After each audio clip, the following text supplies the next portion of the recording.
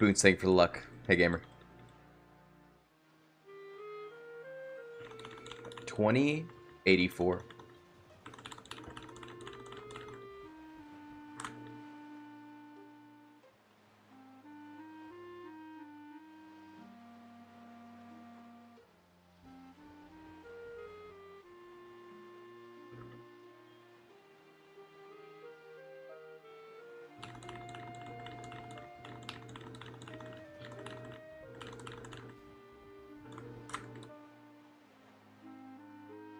I do love you guys. I changed my mind. I said that when I had woken up from my nap and I didn't feel great, but then I was like, I'm okay. I just need to get up and walk around a bit.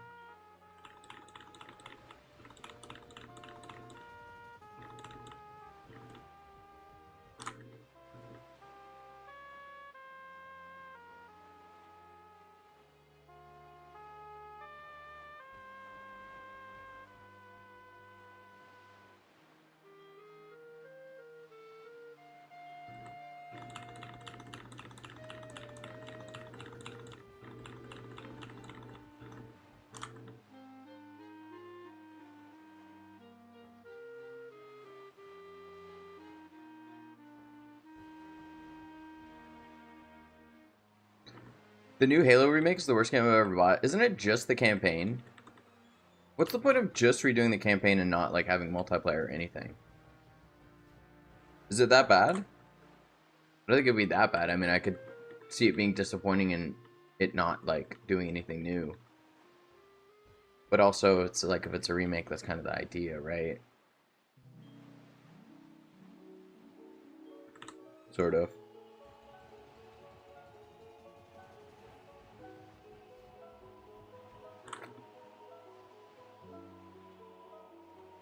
They changed the story, and that ruined it? Really? I don't even really know the story.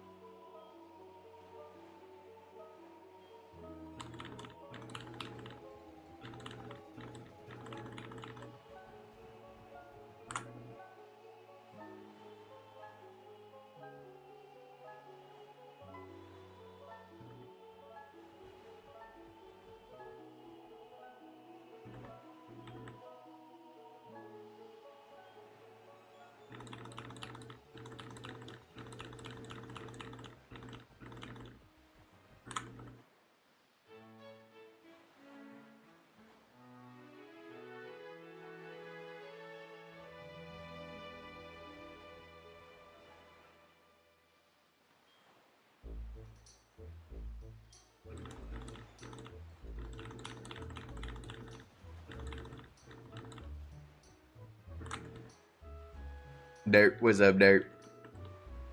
Hey, Dirt.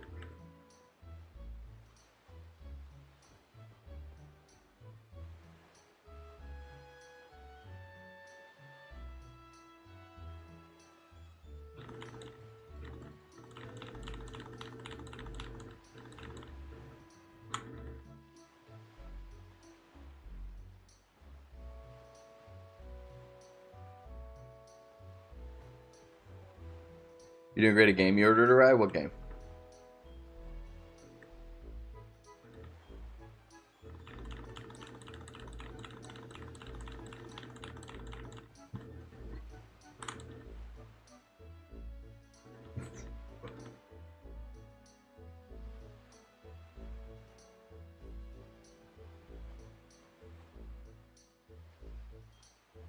Uh, kind of a gold soul card for 4,000. I don't even know what that is. It's in a Power World booster pack. It's a $4,000 Power World card for the first set.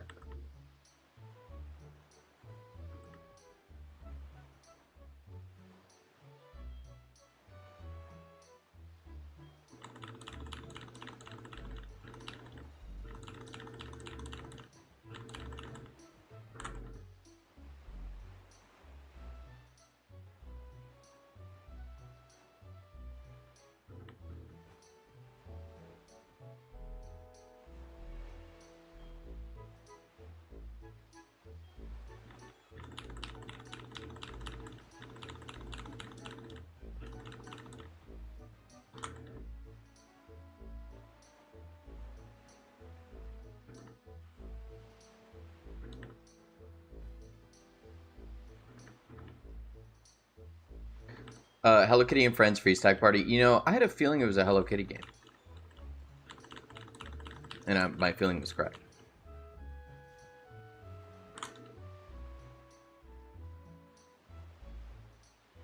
This green guy about to come on screen.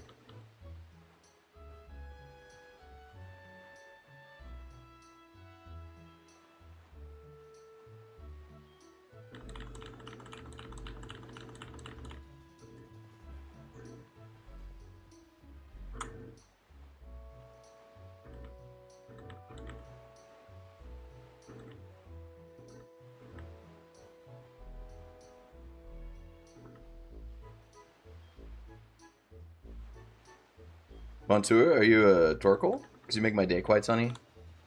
Pretty good.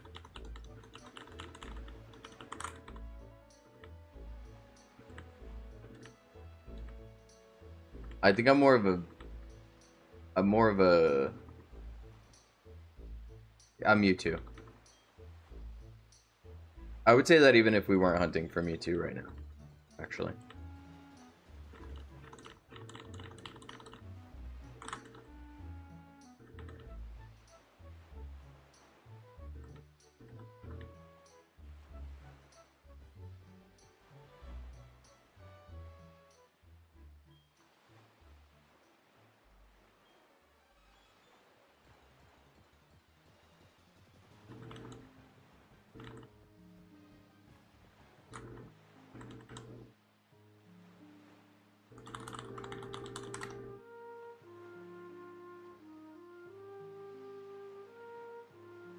A colossal robot designed by the Nazis to police the city of London?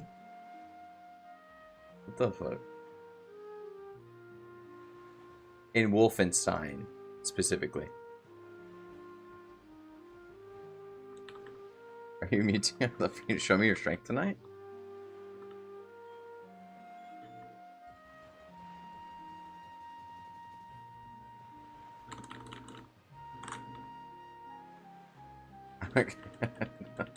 That goes funny. I don't get it.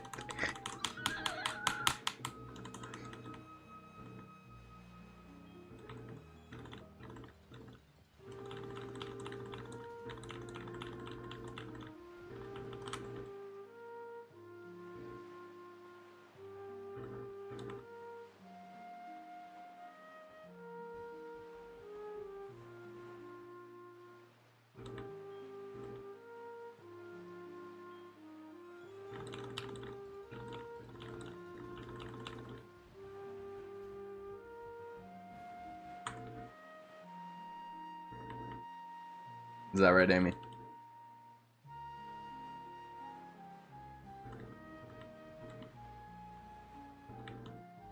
By the way, I didn't notice until like the last hour of work that I had my headset on where I'm taking calls. I had the mic right in front of me the whole time. I was like working like this with the mic and the headset.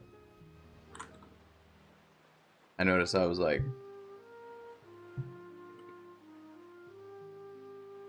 No matter how many cheesy Pokemon pickup lines I have, I am still single. You know, I don't think that's like the best theme to go with. Unless you're at like a convention. Then maybe. But like not really though.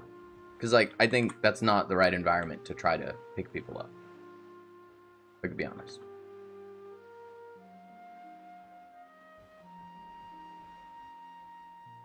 Hey gamer, what's going on? It's going alright. We're going okay. We're doing okay. We're chilling.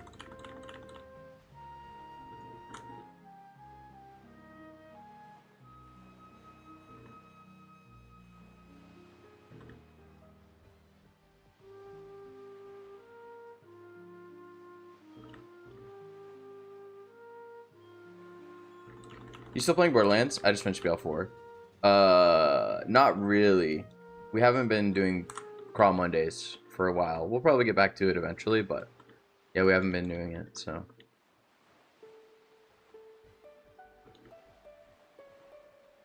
So not really. I've been watching Smoke speedrun the past couple weeks. But that's about it.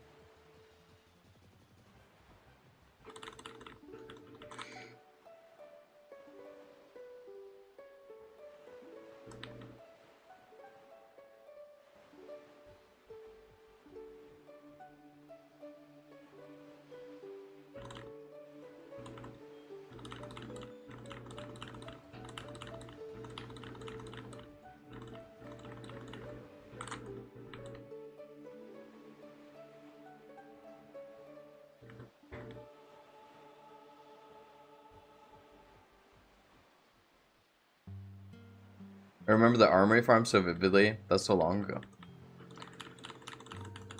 Armory is outdated. Anyways.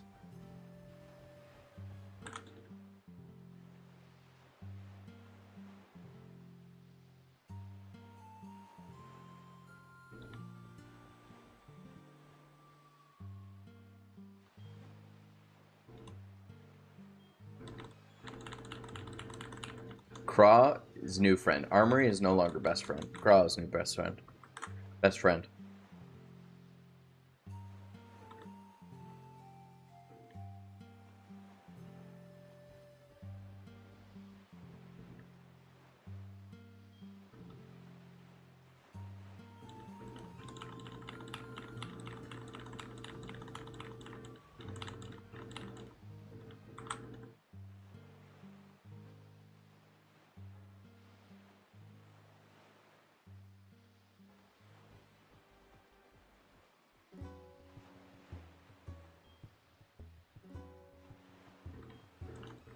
I'm going for 100% on BL1 with your beautiful partner. You managed to do the glitch from memory after killing Nox. Partner managed to pull a pearl. The game was very hey.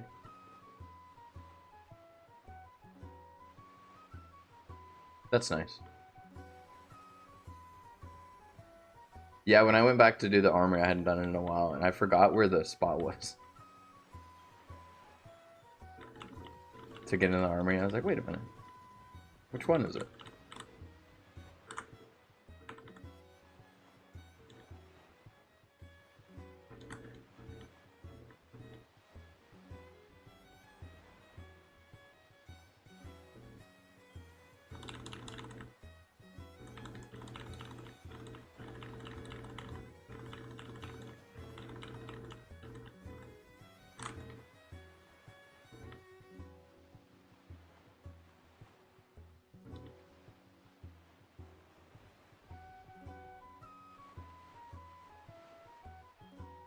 If you go through all the games in the series, I agreed. Far too quick. They have no idea what they're in for. Yeah. BL2. Wait, yeah, BL2 will be a good time. And then pre-sequel.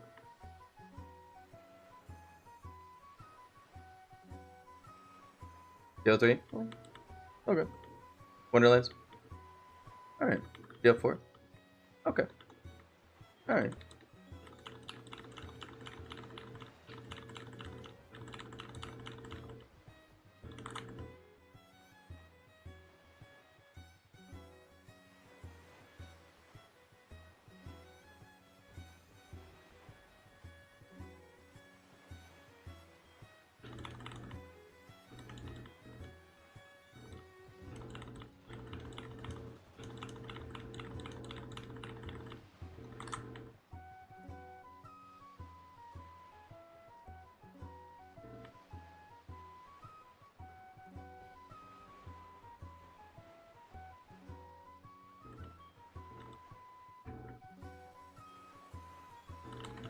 We're going by lore order. 1 pre-sequel Wonderlands. Or one pre-sequel, 2 Wonderlands, 3 and 4. Is it? Isn't pre-sequel... Yeah, pre-sequel is between 1 and 2. Yeah.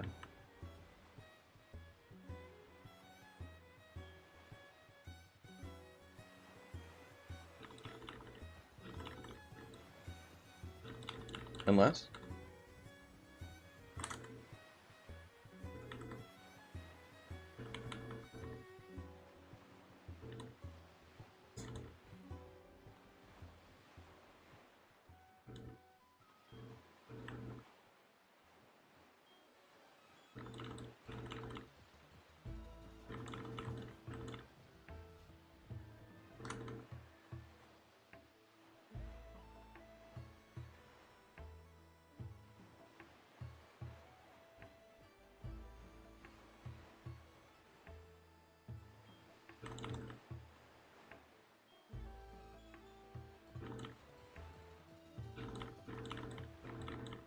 Since you're on the Pokemon grind, do you play Pokemon Go?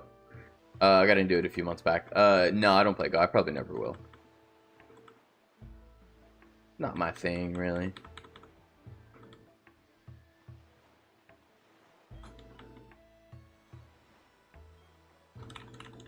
Just got back from weekend travel near Montreal and Burlington. I feel like I play Pokemon Go on hard mode back home after seeing the density stops out here.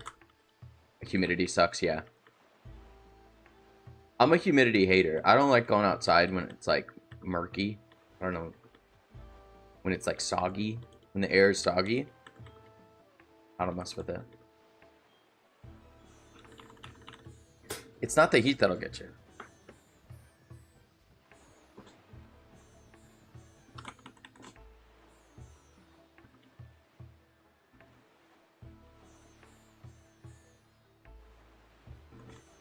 Hey, what's up, Jake?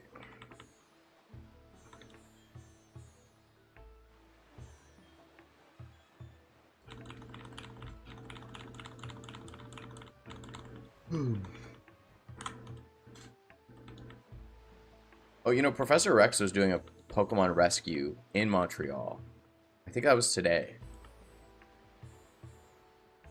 Nice Game Boy. Oh, that one? Yeah, thank you. My girlfriend got it for me because when I was a kid, my mom's friend got me one. Sophie, you got it for me, and then I dropped it in the toilet and it broke. And I told my girlfriend about it, and then she got it for me for Christmas.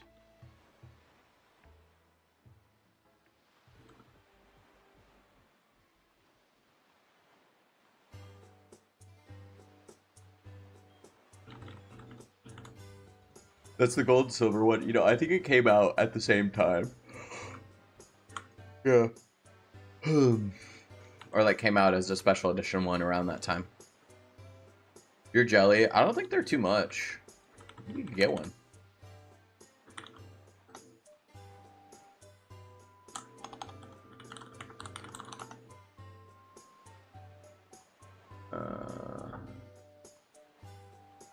Not that one. All the ones on eBay are a different Pikachu Game Boy. There it is. $100. Buy it now. 120. Buy it now. 120. So yeah, we're looking like 100 to 120. Not too bad.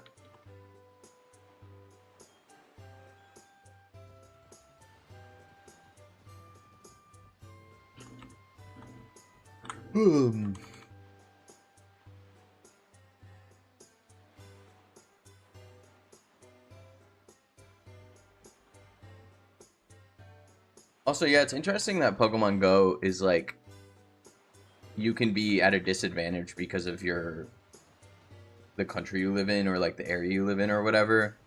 That's kind of wacky goofy, isn't it? Isn't that a little bit? Just like a tiny bit? Shiny luck, let's see. We need it. We're at about 21,000 encounters.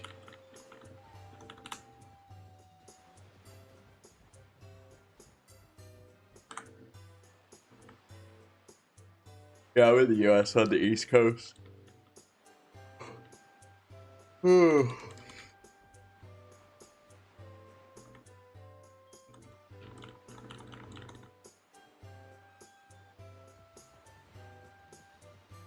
There's a big rural and city divide in content for Pogo. I didn't even know about that until now. Like, I didn't think about that. Like, I thought if you just, like, walked around, like, there would just be Pokemon and it would just know that you're in a different spot. North Carolina. Oh, nice. I'm in South. Yeah, Alaska. Mostly pretty rural. Relative to land mass, the most rural.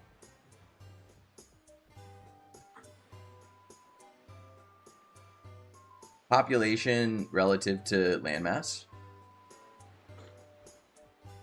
Square feet per citizen.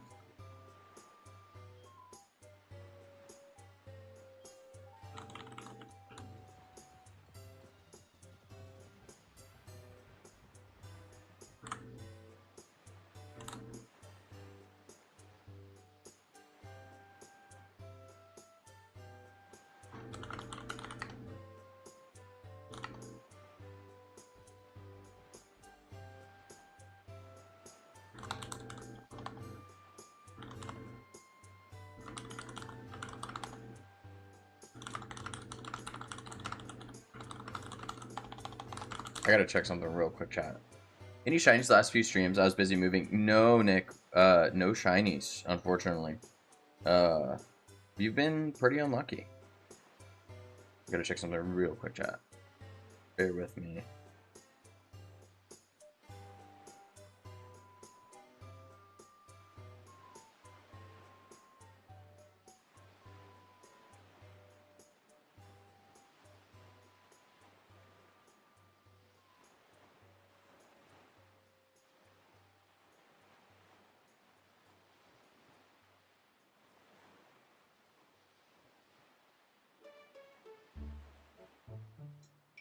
Oh.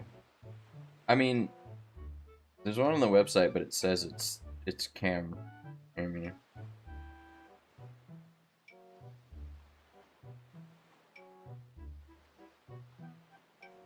what do you use to manage your stream layouts? Chat and that sprite stuff in the left-hand corner. I just use OBS. I didn't used to use OBS. It actually, I always had like a bad opinion about OBS, and I know it's like open source and stuff, but I just was like, I just would rather not use it.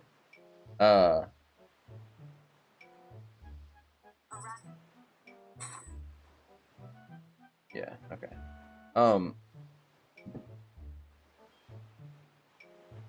Yeah, I used to like be like, oh, OBS sucks, and then I had to switch to it to multi-stream to stream to YouTube, and it does suck. It sucks. Like things break randomly for no reason. Like sometimes the stream lapse plugin doesn't work. Like every 3 days, the software when I open it crashes, and then I have to go in and enable and disable just any of the plugins, and then I have to run it in safe mode so that I can open it, disable like one of the plugins, and then re-enable it, and then close it, and then open it back up, and then it works. Like, it actually kind of sucks a little bit. And then you can't update it, because, like, all your plugins break if you update it, and it's like...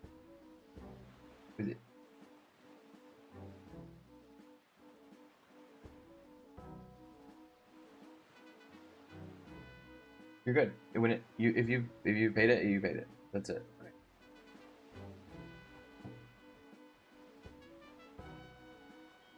The thing is, if you're paying it and it's both through your bank, it should be instant. Mine's instant, but I mean, it's whatever. It's paid. You're good. Huh? What? Would that happen on Saturdays? It shouldn't be, but it's fine. It doesn't matter. I used Streamlabs before, but they make you pay $20 a month if you want to multi-stream. So I was like,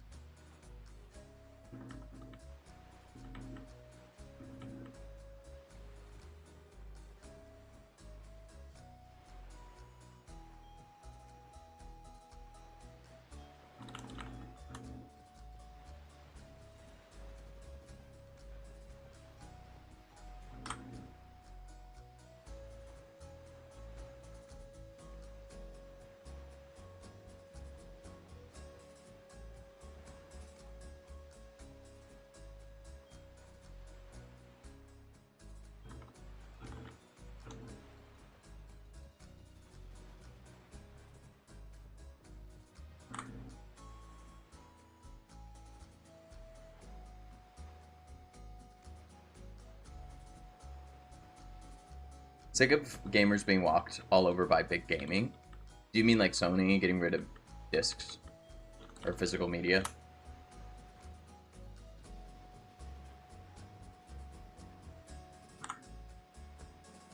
It's funny, in the earnings call too, they like kind of double down.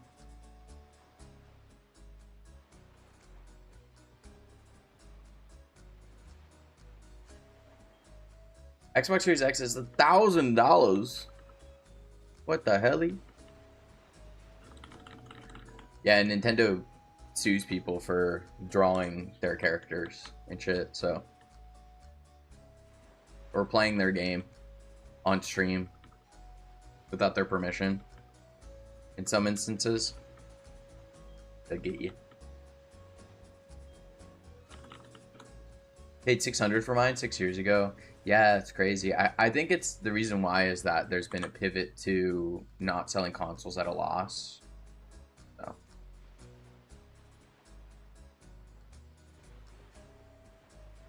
It's funny because consoles used to be sold at a loss because they were like, oh, well, you give them the console and then they'll pay all this money for all these games, and that's how you make all your money back and then some really quickly, right?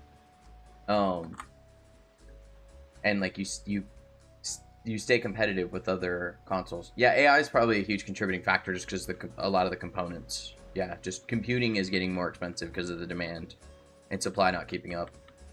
But yeah, it's funny that PlayStation 3s at one point were relative to how much they could do and the CPUs they came with, it was the least expensive like investment possible, and so the US military bought PlayStation 3s to build a supercomputer.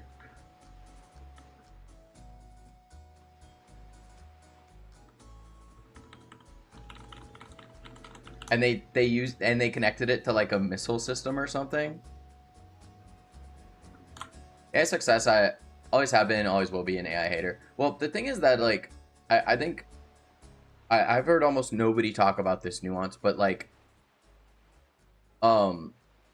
AI isn't really AI for one, right? It's not artificial intelligence. They started calling it that as like a marketing term. What it is learning algorithms, right? So it's basically just you have a computer and you give the computer information and then you see what it does with it, and then you tell it good job or bad job. And then when you tell it good job, then it's like, okay, I'll do more of that. And you do that enough and eventually it produces results like generative AI, right? So, oh, you put a bunch of pictures in it and then it pops something out. That in of itself, there's inherently nothing wrong with that, right? So giving a computer 3 images and being like, give me an image that kind of looks like all 3 of these images combined, you know, based on what you've learned. There's nothing inherently wrong with that, morally wrong, anything like that. It's that for generative AI, right, everything that the AI is being trained on is stolen. It's not licensed, it's not paid for, it's stolen, and every company is doing it. Every big company is doing it, and if you try to make an AI with licensed training materials, you will go out of business instantly because it's too expensive to get enough training materials to train your AI to compete with these modern companies. I shouldn't even say modern companies, like every single company that's doing AI. It's impossible, right? And so the problem ultimately really is theft. That's the ultimate moral problem people have with generative AI when it comes to images and videos, right? And then another thing, when it comes to large language models, very specifically, the reason people hate it, among other reasons, but like the core of why people hate it, is that people use it and don't tell people that they're using it, and so it is misleading, right? Like, there is some stuff that you could use an LLM for that would be perfectly reasonable, right? But like at my work, there are people that like use AI and then send messages to me that they got from the AI, and I know because it's using like M dashes and shit, and I'm just like, I just don't care about this because you didn't actually say this. You didn't actually type this. Like, imagine you're having a conversation with someone and every time you want to say something, you go to a New York Times article and you copy and paste a sentence from the New York Times article. Those aren't your words. Like, maybe they're sort of expressing how you feel, but like, it feels very disingenuous, right? I would never use AI to communicate with someone. And So that, I think that's the core of large language models, is that people use it and then they don't tell people they're using it, right? So that's why it's a problem with cheating in school, because it's not about using it that's the problem. It's that you use it and you don't tell people, and then you're not supposed to use it because it's against the rules, right? And then the ultimate core of why people really hate AI is because, not because of what it does necessarily, like all those things I mentioned are bad, but it's so incredibly inefficient, right? So people wonder, like, why is AI like consuming so much water, right? And it's because it's just so inefficient. Like, it does so many things wrong to get things right. So like, imagine it like this. Imagine you go to write a paper and you have to do 500 drafts before you think it's good enough. AI on the back end, before it gives you your paper, is going through the logic of writing 500 drafts of the paper before it gives you the paper. It's going, is this right? No. Is this right? No. Is this right? Oh, maybe. Let's come back to it. Is this right? Yeah. Okay. Is this right? No. Is this right? No. Okay, let's go back to the other one. Is that right? Yes. Okay, now with the context of that, is this right? No. Is this right? No. Is this right? No. Is this... So you see how it's so incredibly inefficient and it uses so much energy, right? And so the lie that we've been sold about AI is that, like, it's worth using in all these contexts where it's not, because it's less efficient than other ways of getting those things done. Like, sure, you can go to ChatGPT and you can get it to write a paper for you, and you're like, oh wow, I just saved so much time and energy from doing that. And you did, ultimately, right? But the cost of writing that paper for you, right? The amount of energy that it used is so incredibly inefficient compared to so many other ways that you could get that paper, like writing it yourself, or like hiring somebody to write it, or something like that. It's so incredibly energy inefficient just to give us an inferior product. Like, you can tell still when stuff's written by AI, like, it's still not that good at writing. It's like, oh, don't use M dashes, then they won't know. No, we still know. We still know. And so the lie that people have kind of been sold is that, like, hey, it's worth it. But what's happening is all these companies are like getting rid of employees and then using AI in their place to do certain work, and then the work's not as good, and then they're seeing the bill of the AI go up and up and up. And the reason why is that these companies are offering, hey, you can, here's AI, and look how much cheaper it'll be than your employees. And then they're like, oh well, you know, it's like, it's just a little bit more expensive than we thought, so we have to charge you more. And they're scaling it up to reflect the true cost of it. And the true cost of it is that in order to get work as good as in most jobs, with the AI that we have right now, with how inefficient it is, even with the best models, in order to get the productivity in most roles and the like effectiveness and the quality that the average employee would give you, you would have to spend more on just the computing power of the AI than you would actually pay the employee. That's the bottom line. Now, it's not always like that. There's some stuff that AI is just really good at compared to people. That is just way more efficient. Like coding, AI just like, AI is gas at code. It's really good at coding.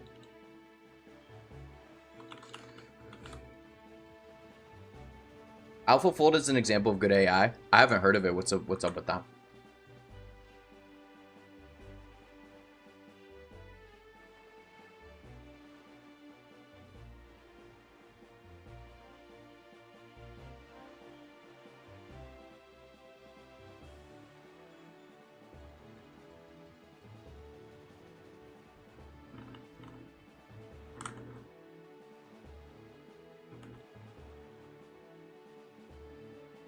I think AI is ass at everything except interior design.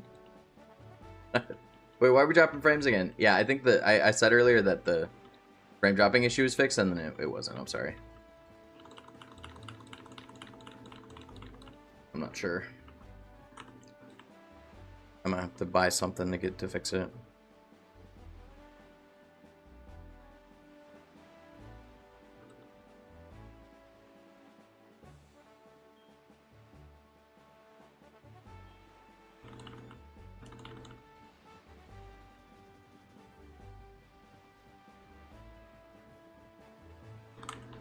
I just felt the frames were dropping. You know, interestingly,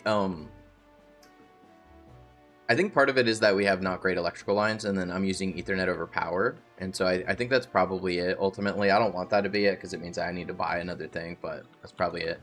But technically, if you're getting like inconsistent like voltage or whatever, or amperage or whatever from, I don't know how electricity works, from the electric company, it could affect Ethernet over power, and we're seeing a lot more of a burden being put on the electrical grid in areas where there are data centers. So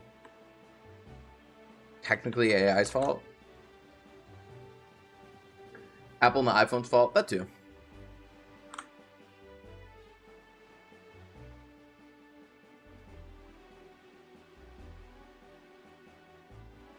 The thing is too that you can get these learning algorithms, right? I don't even want to call it AI because it's just not AI. It's just nothing close to artificial intelligence. Nowhere close to that. And people are like, "Oh, the Turing test. Like, if you talk to AI and you can't tell if it's a human or a robot, it's AI." And it's like Turing was wrong. Okay, I don't give a shit if he was good at decoding. Okay, that's not AI. Just because a large language model can be deceptive to some people does not mean that it's artificial intelligence. It is not intelligent. It doesn't know what's going on. It doesn't have any facet of intelligence. It is the illusion of intelligence. It is tricking you into thinking it's intelligent. So the learning algorithms and stuff will get better, and it will get to a point where it kind of is worth it, but it's just not really there yet. I find it so funny too that like when these AI companies do demonstrations, like they give it like super giga ultra processing power, and that allows it to be like so flawless, and they're like, look, this is like, look at what this AI can do. Like, it's amazing. Like, look at this video we made and it looks really realistic. And it's like, that video actually cost $30 in electricity for like a 5-second video that looks realistic. And it's like, I think we're missing the practical implications here. Like, yes, you can do it, but the question is, should you do it? And the answer is no. Why did Soros shut down so fast? Because they were charging people like $20 a month subscription, and it cost them like $3 a 10-second video. Like, that's not a good business model. What are you thinking? But they just wanted to get ahead. They just wanted to get, they're like, oh, if a bunch of people invest in it, it doesn't matter if our subscribers aren't paying us enough money. The illusion of intelligence, you mean Reddit? Yeah. Yeah, exactly.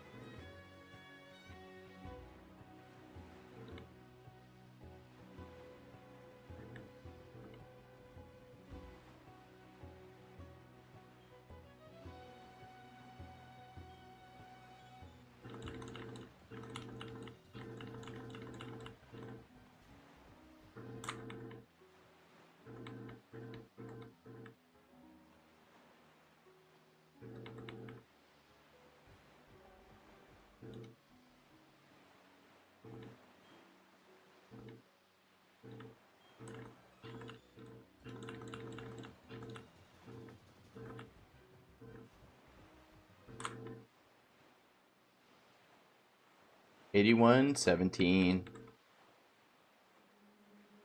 71, 94.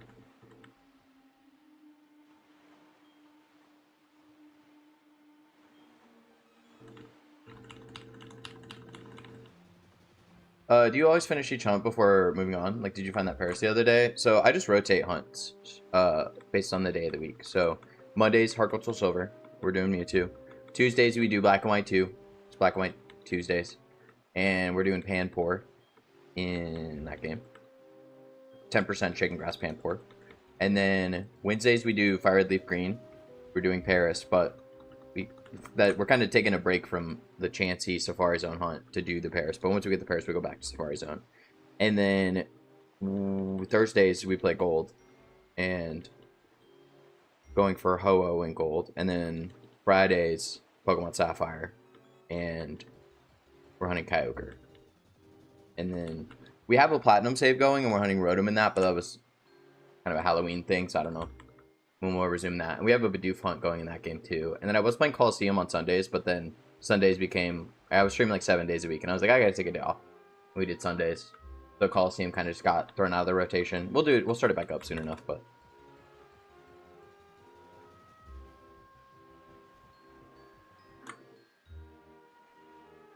What's up, Navi?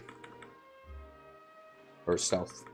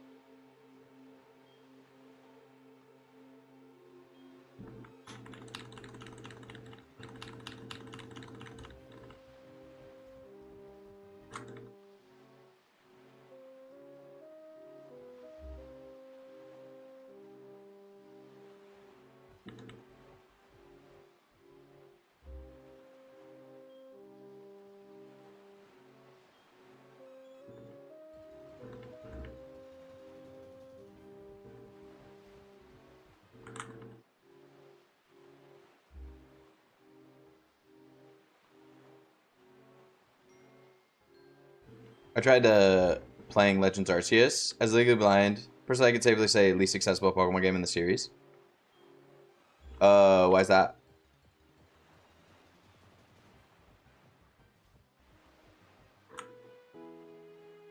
I'm just thinking about like what part of it would be difficult, like the identifying, like running around, like throwing the rocks. I think probably. For the normal hunts you do, how frequently do you get a shiny? Like 1 a week, once a month. I'll try to translate it into hours encounters. Yeah, well, I mean, on average, 1 in 81, 92, right? All the games we're playing are 1 in 81, 92. And then, generally, I've been streaming only like 2 hours a day, so that would average us out to like 2.5 weeks per shiny. Maybe 3, considering I'm doing some hunts that have longer encounters.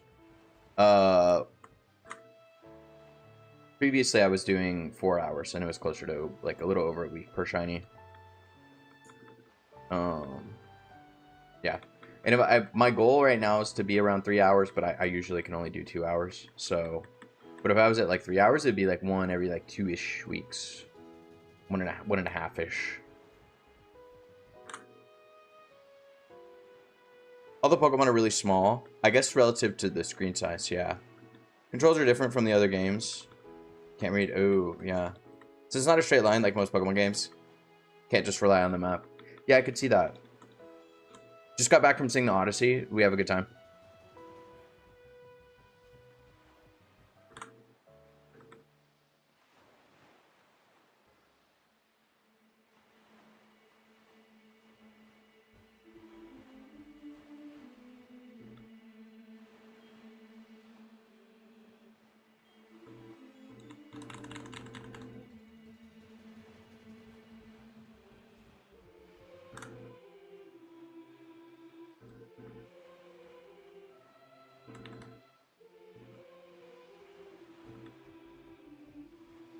Yeah, I hadn't really considered it, but I guess like generally the format of Pokemon is more accessible because everything's kind of like locked in and linear in a way, you know?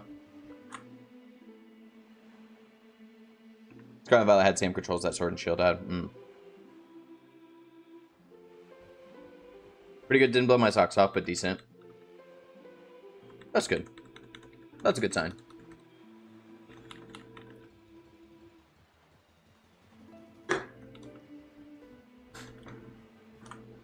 It's like it was orange, but there was a little bit of vanilla. A little bit of vanilla. I'll be right back. I need a sparkly. We'll do walk away. Big walk away moment.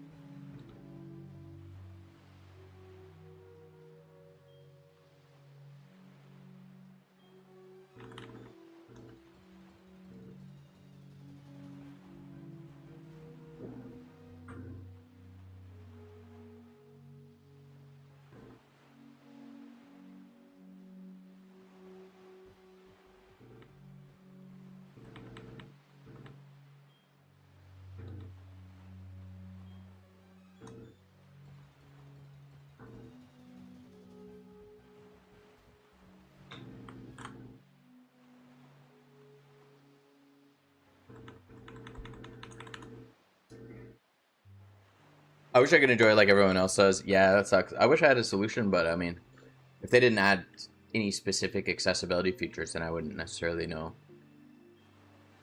if there's any workarounds. I'm guessing there's not.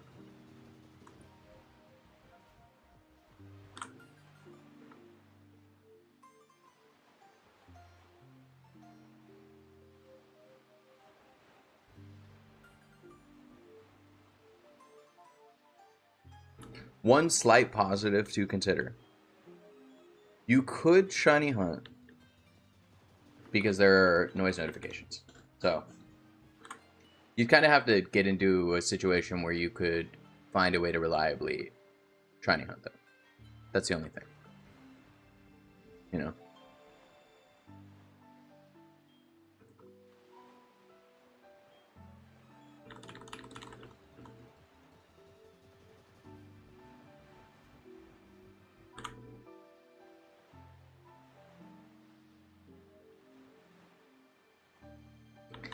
Yeah, there's the rub.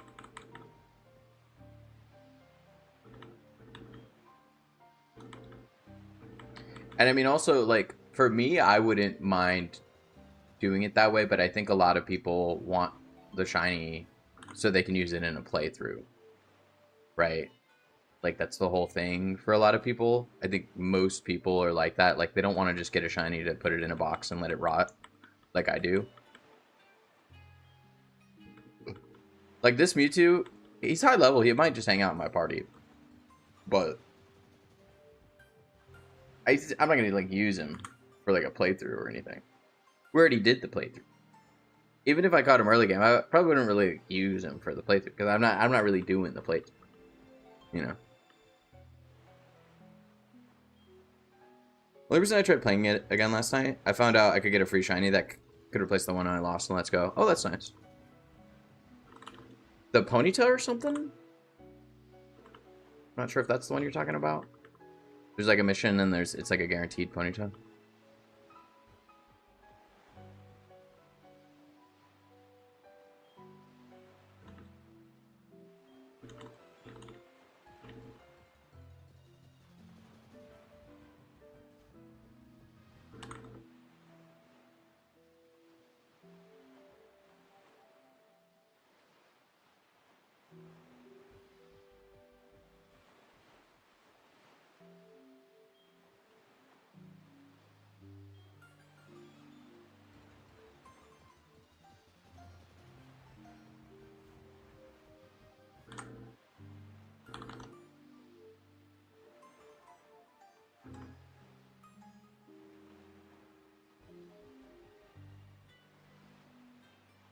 I got it in Let's Go completely by accident.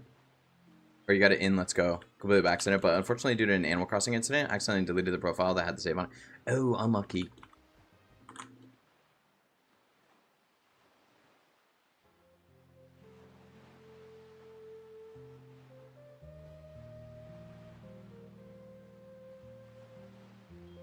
$33.41 for Boots.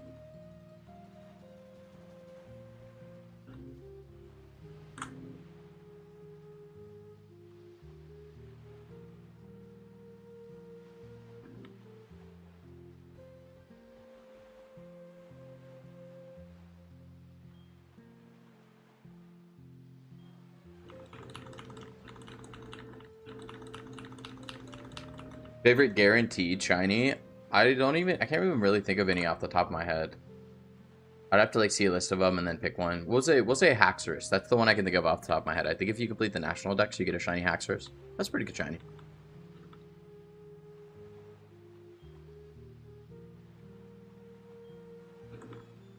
There's like Red Gyarados. There's the Ponyta and ZA.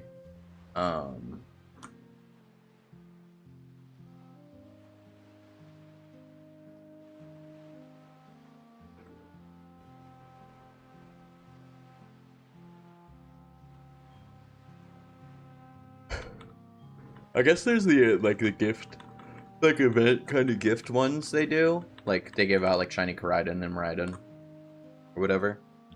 That's actually the second shiny I lost. Let's go. First one was a Geodude I forgot to save. Oh, and that was your first ever shiny. Oh. Dratini and white too. There's a guaranteed shiny Dratini. Munchlax and Zebstrika. Is that in the DLCs? Because I don't remember that in the base game.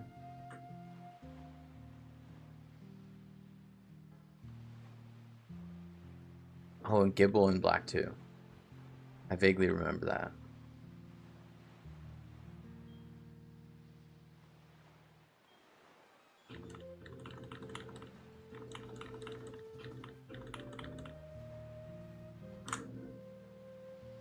Hopefully one day I'll find another shiny. I'm sure he will. I mean, Scarlet and Violet's like... You just kind of find one running around. Just playing the game. I mean, most people I think found one or two on their playthrough. Oh, but you have... Oh, you don't have the... There's no loud noise notification in Scarlet and Violet. I take that back.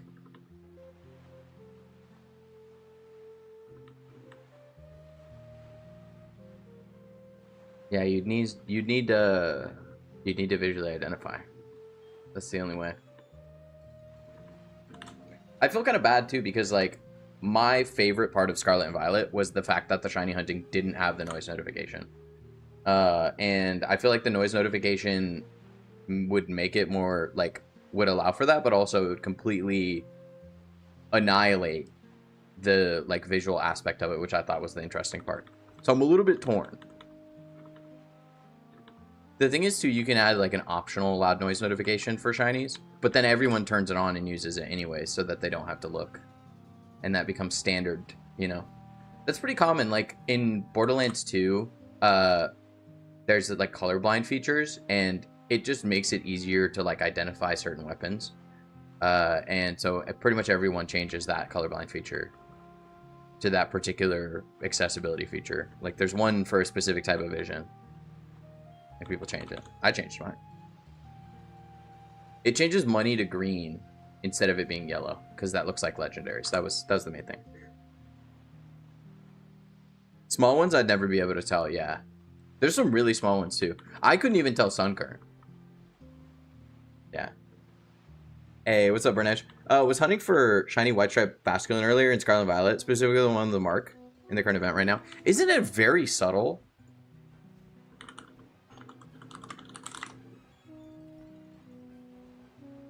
Yeah, it's pretty subtle. I'd say, you know, me looking at it on the Pokemon DB page, like it doesn't look that bad, but like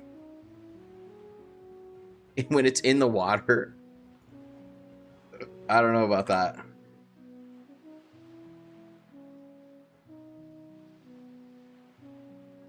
I got some shinies. I got the one with the right mark, but it was female. Trying to grind it for VGC, which means I need male right. Pretty subtle, still mostly noticeable, but a bit annoying to hunt it. Yeah, there was a few like that in Scarlet and Violet that I almost feel like a lot of the Pokemon they chose because it's hard to tell if they're shiny. Like no cap, I think they were like, what Pokemon do we put in the wild? And they're like, well, it's gonna be overworld shinies, so like Slowpoke. What are we doing? What's going on? Sunkern is, I'm going to say, Sunkern is the hardest Pokemon to identify in Scarlet and Violet, with Igglybuff being very close second. But Sunkern is insane. It's already so subtle that nobody would ever be able to tell. Like, if you just showed them a Sunkern sprite and you're like, this is Sunkern, they'd be like, okay, that's not shiny.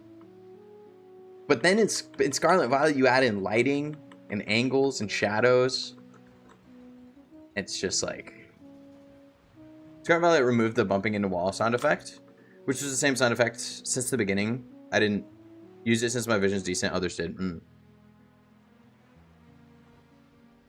Yeah, I guess when you ran into the wall with Koraidon, it didn't really make any particular noise, did it? As far as I can remember. Sinistchow's the worst?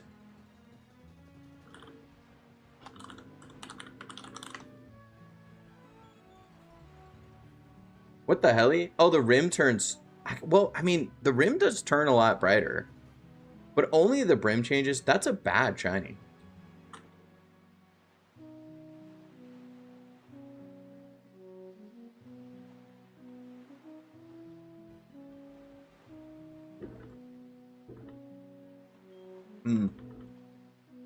Makes sense since it's a cup of matcha. The lighting's awful in the one spawn. One spawn. What the helly?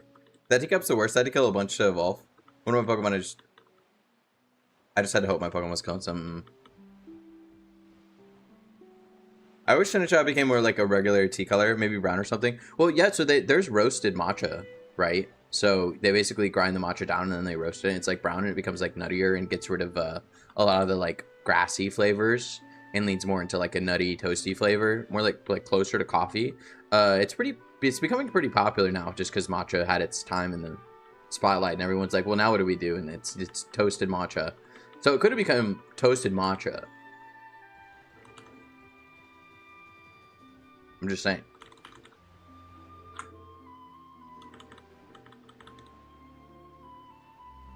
This one's the shiny Mewtwo. That's the crazy thing. That sounds kind of delicious. I haven't had it, but I bet it's better than regular matcha. Matcha's so good. You know, I'm actually kind of a matcha hater. It's one of the only things I don't like. Higher Rich Pokemon right now. I would have a lot of great advice for them. Get me in there, we'll get a good Gen 10 Pokemon game. No shiny locks, alright? We're going to have scaling gym leaders. So gym leaders will scale, but it's a progressive scaling to where if you're like really over leveled because you just really want to sort through them, like they won't be that much, or like they're not going to be the same level as you. But if you're like around the level that you're supposed to be, they will scale with the level of the highest Pokemon in your party. And yeah, and then if you're like 10 levels above them, then they're like, oh, I'm like my Pokemon are like a couple levels below yours, right? So it's kind of like progressive scaling where the gap gets bigger the higher level you are. Just in case someone really is just like, I can't be this gym leader, but pretty rare. And then open world, and you can do the gyms in any order, so it's actually open world. I'm just saying. And then, what else are we getting? What else we got? The game doesn't look like bad compared to what it could look like, at least. We're gonna have houses that you can actually go into. Hear me out. We're gonna have NPCs that you can actually talk to and interact with, and that will like are worth talking to. Like they'll give you items or trade Pokemon with you. I know it's a crazy idea, right? Because they did that in like every single Pokemon game ever, and then they just didn't do it in Scarlet and Violet. And it's like,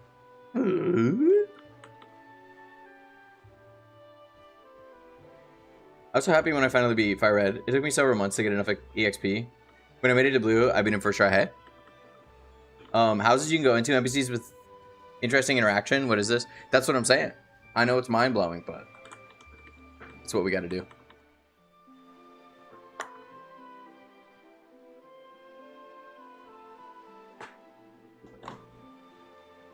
That's just the kinds of things I think of in my sick and twisted brain.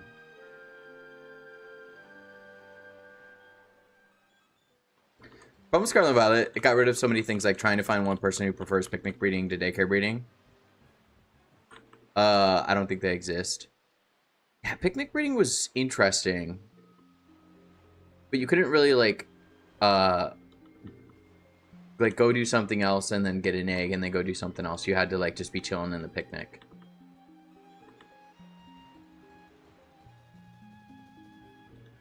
I started a new Hardcore Silver Hunt. Staryu at night. Zubat, Slowpoke, and Slowpoke well during the day. Hey, I'm doing Staryu as well in this game, but we're going back to it after Mewtwo's over. Which is actually, I'm about to get it right now, so we'll do some Staryu tonight once we get it.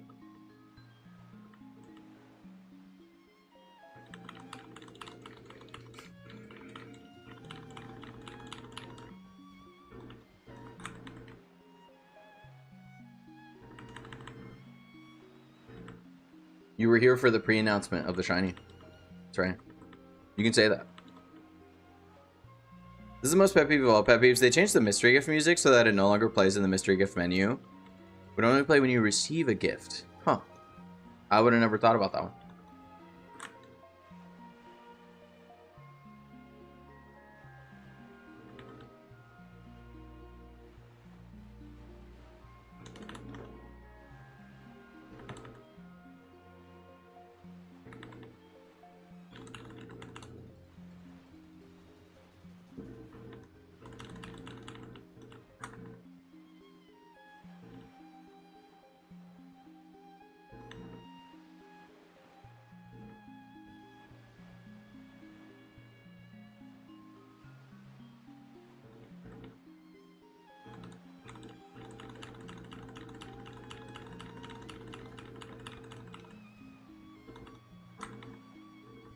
I do wish Scarlet Violet played the shiny sound like Legends Arceus. Identifying those Basculin earlier was annoying. Yeah, I was actually talking earlier about why I specifically don't want that or didn't want that. Like, I think that the best aspect of the shiny hunting in Scarlet and Violet is the fact that you have to visually identify them. But because like no other game has done that, and I think the problem too is that if you make it optional, everyone just turns on the shiny sound, and then that's basically the default anyways. I feel bad because like some people we can't shiny hunt without that, so I'm a little divided. With that said, I think sometimes it's like, you know, where do we find this middle ground of like making it as accessible as possible, but also not detracting from like certain gameplay aspects that are kind of like you either can have that aspect or if you change it a certain way, you can't have that aspect. Like if we put the noise notification, even if it's optional, basically everyone uses it, and then visual identification no longer is a thing, and then it's like picnic, and then just listen for 2 seconds, picnic, listen for 2 seconds, and then, you know, and shiny hunting in Scarlet and Violet was different than that because, yeah, you would picnic, but then you had to look all around you, and also you had to spawn in, or like you had to picnic in a way where you would get like max amount of spawns, and also in a way that let you quickly visually identify everything around you. Yeah, it was like annoying for some Pokemon when they're like more subtle, but that was kind of the fun of it. Like it's like you would get baited, like you would see a Pokemon just in a different light and you'd be like, hey, wait a minute, and then you'd go like encounter it and it wasn't shiny. It was like, oh, and then sometimes you would encounter it would be shiny, you're like, wait a minute. Make it only show a shiny on Battlestar. Oh, you think that you don't want overworld shinies? That would basically be Sword and Shield type encounters. You still have to identify which Pokemon's the actual shiny. Yeah, true, but once you know it's there, like I think it'll be pretty easy to pick out.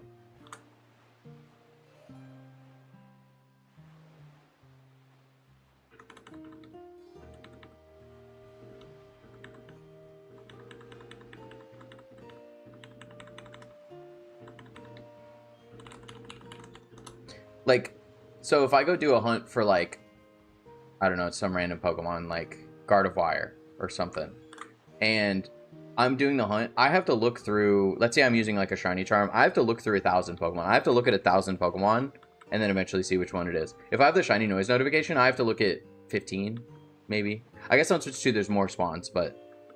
And also, the thing to remember, too, is that with the Switch 2 version with the increased spawns, it would get a little wacky goofy, too, with the noise, I think.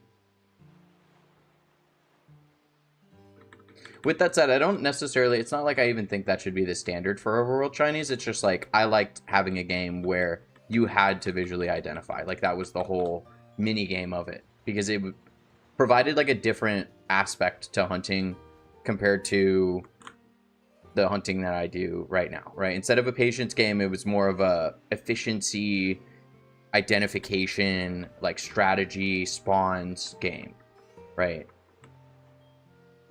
And then I think it kind of goes back to being sort of a patience thing when you have the noise notification. Because if you can picnic and then unpicnic and then you just do that until you hear the noise, you don't have to participate in the game in the way that you did with Scarlet and Violet.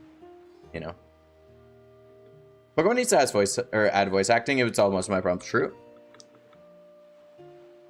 I think it's about time. I think some people are opposed to that idea because they're like, oh, well, it's just like not what Pokemon does. Like, it's not their thing. Like, oh, like Legend of Zelda, like there's no voice lines for the most part, or they just make like noises, you know. But I don't think it's a good enough excuse. I think you can just put voicing in Pokemon games. And also the thing is too, there's Pokemon anime and they talk, and all Pokemon media except for the games, they talk. So at this point it is kind of just like laziness. Gen 10's a nice round number. Maybe they'll start giving a crap in this gen. Copium. I don't even think it's Copium. I think that they probably, like, some stuff happened after Scarlet and Violet. And then ZA was like, okay, well, we need to get this out. But I think Winds and Waves will be the highest quality Pokemon game we've seen since Gen 5. I think it will potentially be the second highest quality game that we've seen. That's my prediction. I don't even think it'll be a good Pokemon game. I think it will be, in terms of just like every aspect of quality relative to modern standards, I think it will be one of the best Pokemon games. That's my prediction. I don't think they can keep getting... I think they know they can't keep getting away with like mediocre graphics, using devs that haven't really caught up with the times, keeping such a small team. Like, I think they know they can't get away with that. And I think they know they're not going to, at this point, Game Freak knows that they're not going to make a game or series that will be bigger than Pokemon. They've made it very abundantly clear that their goal is to make a game that is bigger than Pokemon so that they don't have to rely on Pokemon anymore. And they also allocate all of their most talented developers and their most excellent new hires who are doing well to the team not working on Pokemon games. It's like a punishment to work on the Pokemon games at Game Freak, or at least it was historically.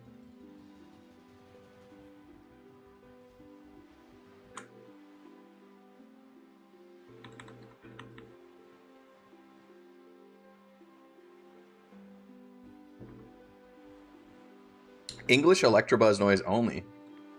Okay. Alright, come on now. You think that's Copium? I don't know. I mean, I think it'll be good. I don't think they can get away with it anymore. I think that Scarlet and Violet was, regardless of the fact that I had fun with them and a lot of people were like, oh, it's Pokemon, I like it. You know, it got clowned on so hard and it was such a bad PR look. Regardless of the fact that it sold, like, the second most copies of any Pokemon game, regardless of that, I still think they're like, this was embarrassing for Game Freak, this is embarrassing for the Pokemon Company, this is embarrassing for Nintendo, we can't let this happen, this isn't the standard that Nintendo games are held up to.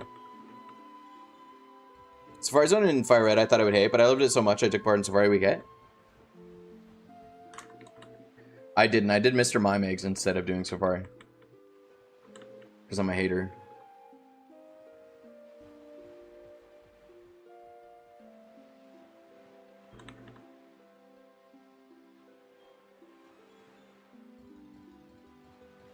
English Electabuzz anime noise is too funny.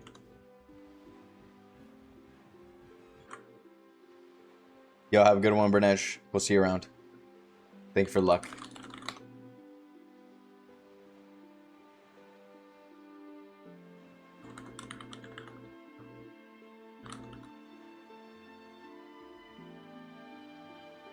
I choose. Jesus, sorry.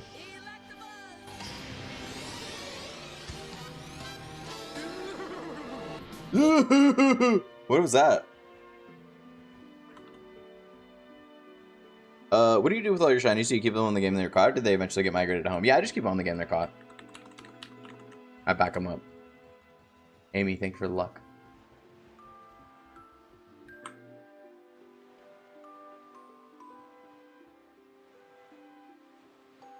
I have no interest in putting them in home or doing a living dex type of thing, whatever that people do. It just doesn't, it's not very interesting to me. I just want to get the shiny, and then I want it to rot in my box as a trophy for the next 100 years. That's all I want. I want to get the shiny, and then do another hunt 15 minutes later, and then not look at the shiny again for another, like, year when I go to my box. Do I open packs? Nope, no packs. I don't do really anything Pokemon related except for shiny hunt. That's the only thing I really engage with. I watch videos on competitive sometimes, on like VGC and singles and stuff like that, but I caught every single Pokemon that's available in the Safari Zone. You've got a chance with Lucky Egg. Hey, second time I caught it. That's good luck. No pun intended.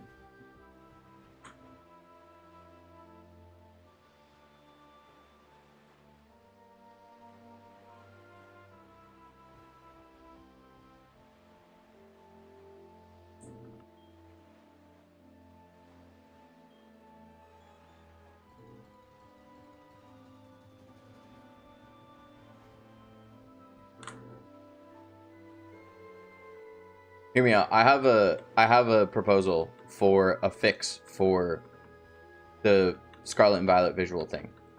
If a Pokemon is shiny and it's on your screen, if it's in your line of sight on your screen for over 3 seconds or 5 seconds or something, some good amount of time, it will sparkle and make a shiny noise. Problem solved.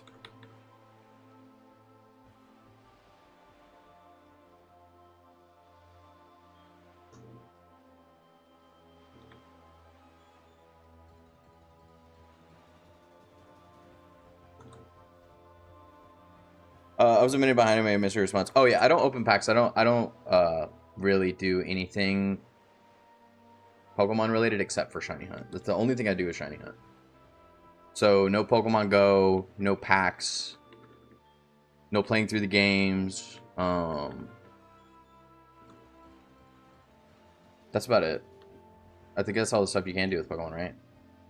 What shiny should I hunt while watching? Kind of depends on what you have access to.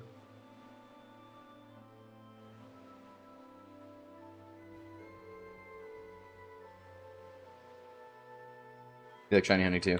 Yeah, so just it's not that I'm not interested in Pokemon. Like, I don't think it's interesting to some degree. Like, I think competitive's interesting. I think the card game can be cool and interesting. And stuff like that, but like, it just not, I don't want to spend money on packs. And if I played competitive, I'd kind of want to go all in and like be really good, and I just don't have the time for that. Or the desire. Shiny Wooper, hey. That's a good one.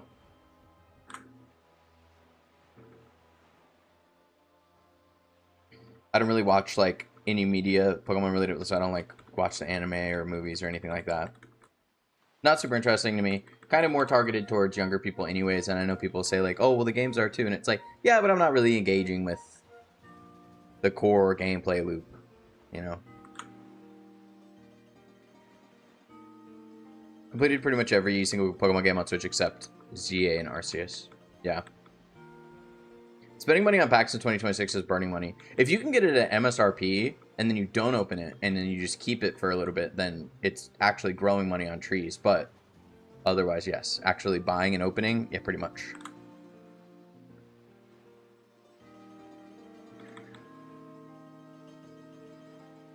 Even at MSRP, because you could have sold the pack for more than whatever was in the pack was worth. I usually don't hunt legendary Pokemon, more just casual hunts. Me too. Mewtwo's kind of an exception. We haven't hunted very many legendaries. Packs aren't $3.99 anymore. Yeah, like MSRP, what they're like 6, 7.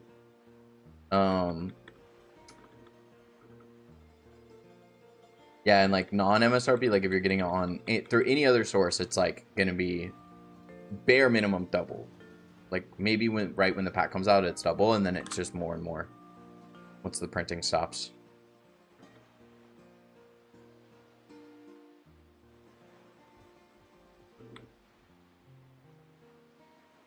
This is why Pokemon needs to be like Yu-Gi-Oh! And reprint cards. It prevents scalping so much. Yeah, I think it.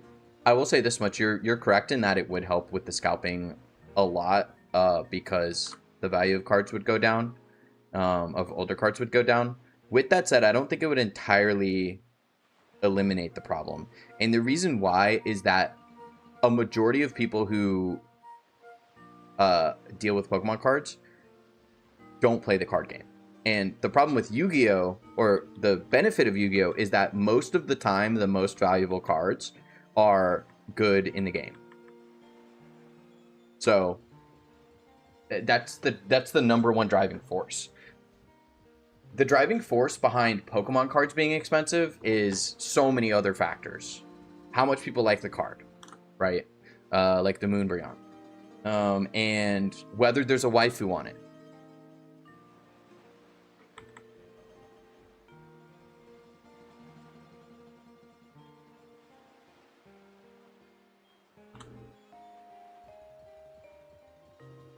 The popularity of the Pokemon, obviously like the rarity in the pack, how much of the pack was printed, like how much of the pack is in supply, stuff like that.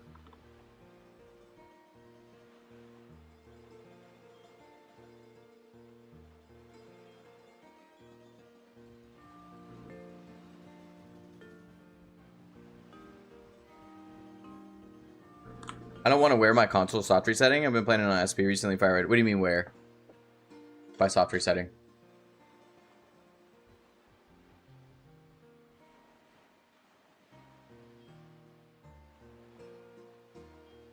The waifus they're more of a One Piece thing. That's true. There is still waifu power in Pokemon, but it's amplified by the One Piece card game.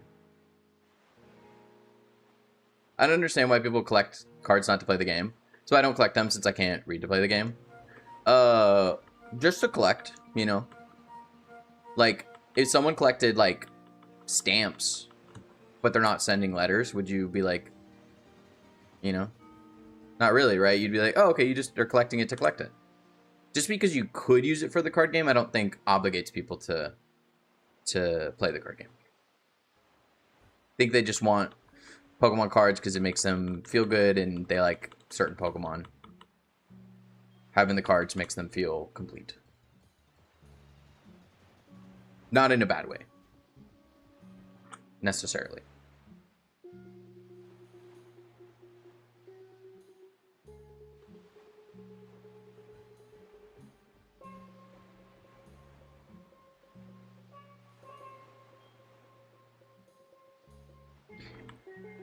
In the same way, I've seen, so, like, some people collect, like, video games, like, sealed in the box, and they, like, get it graded, and people are like, oh, wow, like, somebody could be playing that game, like, why would you keep it in the box? Like, you have to play it, and it's like, you know, since it's a game, and if all you're worried about is playing it, the game is just a ROM, it's a piece of software, it's an assembly of code. That person who has it in the box probably has another copy of it, for one. But second thing, you could just play it on emulator, too.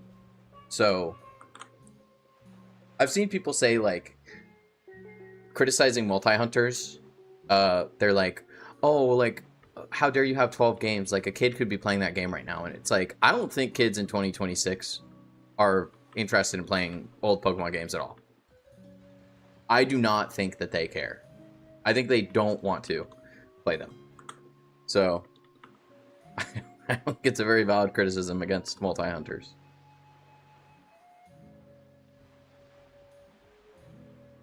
Like, having to keep pushing more buttons than usual. I already put enough wear on the regular hunts.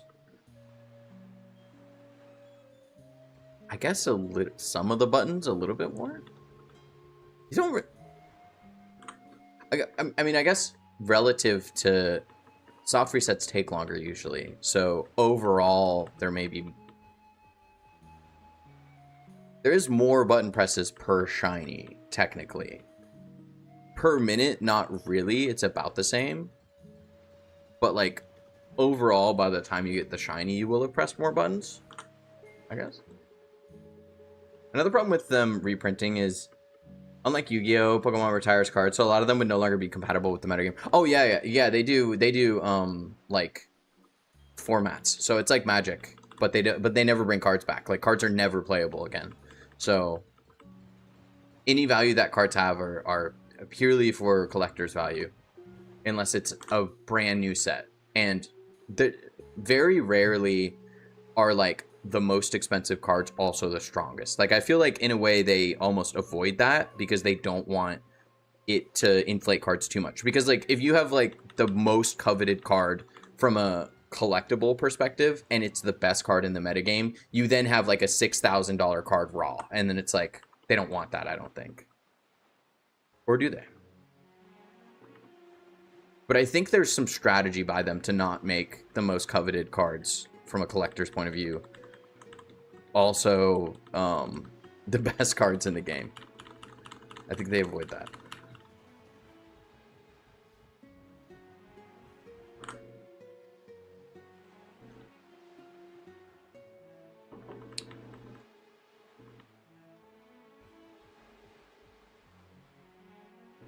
The thing is too, I would tend to say that because people like cards for the collector value, like reprinting like Charizard wouldn't devalue the old Charizard. Like they did that. They reprinted the same Charizard card, but it's not the one from base set, right? And it can never be first edition. It can never be shadowless, and it just can't even be just from the first set. And so I don't think it would really have that much of an influence, because it would never be like supplementing a card for usage in the metagame. I actually think it would have almost zero impact on older card values, honestly. It would to some degree. Cool for Alligator plush. My son and I have a Totodile. Nice. Yeah, Totodile is my favorite starter for sure. I have nostalgia glasses on about it, but I don't care.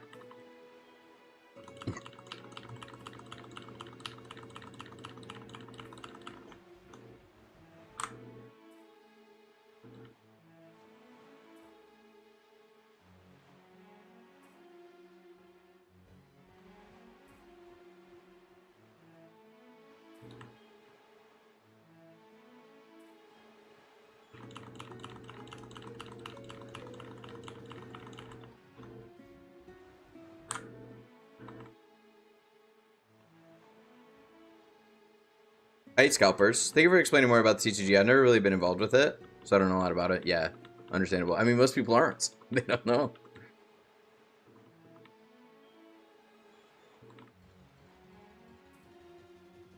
Yu-Gi-Oh is really funny too, because they actually like print money by doing things the way they do it. It makes it a very unfriendly game to like newer players, because like a lot of the time, depending on the meta, your deck will cost like $500, and then 2 weeks later they're like, okay, well, we just printed a new set and all those cards that you bought are now not meta anymore, and oh, we limited the core card that makes the deck work, we limited it to 1, or we put it on the ban list, and that completely makes the archetype fall apart, and so now your deck's useless, and now we're going to need another $500 if you want to be competitive in the game still. And so either they continue power creep, or they ban stuff to just make something not good anymore if they power crept it too much. And that means that, one, people are like going out of their way to like buy these cards from people, but also people will just buy packs trying to pull these cards. You know, they'll just gamble. They'll be like, oh yeah, this card's like 1 in like 60 packs. Packs are $5. 2, 1, carry the 4. I could buy it for $200, but what if I got it before I hit 60 packs and I spent, you know, I spent more money just trying to get it in packs statistically, but what if I got it early?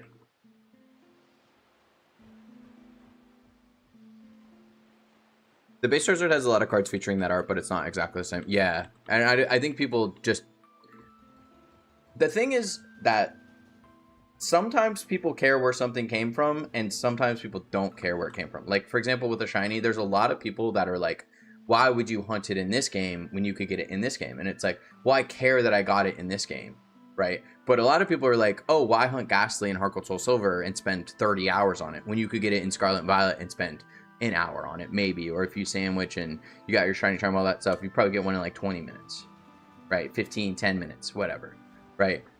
Some people don't care where it came from. So some people are just like, I just want that Charizard card because it just looks cool. I just like the look of it, right? But the thing is, with most people in the TCG, they care about where it came from.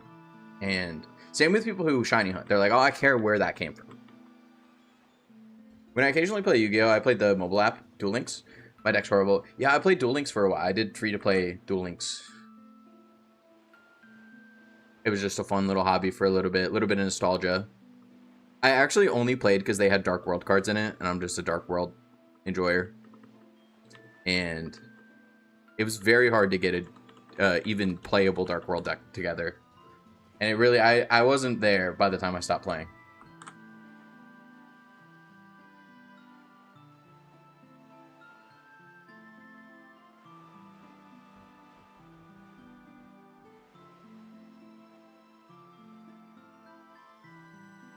It's not the same feeling getting on the game you desire gives you that flex, yeah.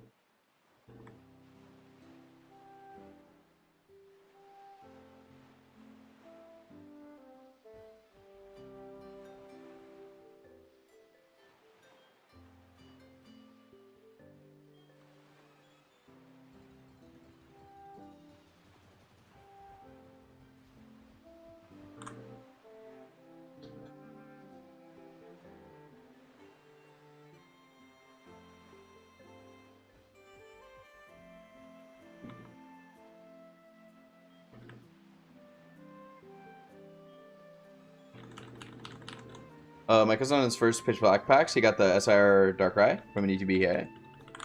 It's pretty good.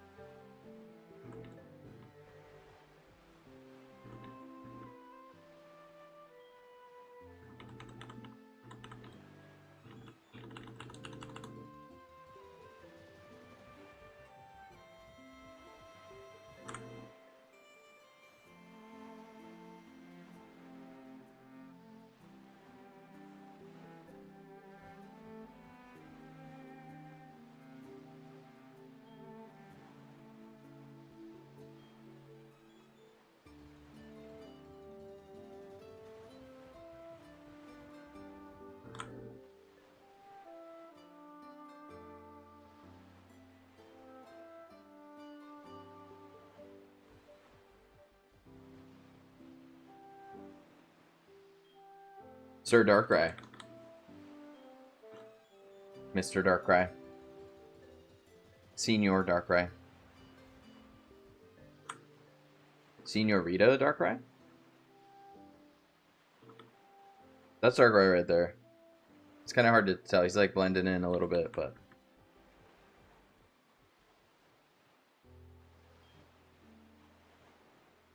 Is it genderless? Well, so a lot of the legendaries and mythicals and whatever, it's not that they're genderless.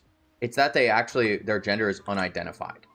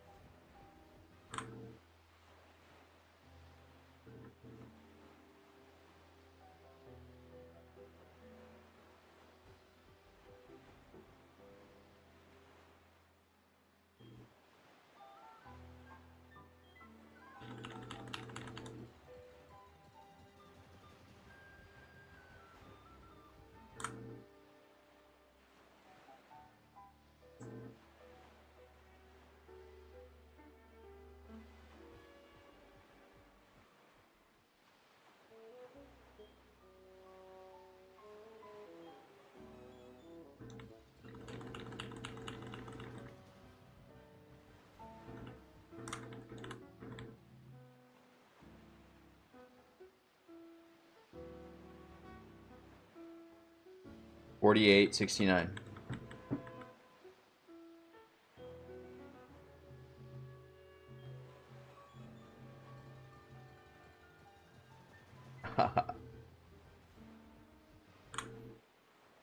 I think Pokemon people have enough respect to not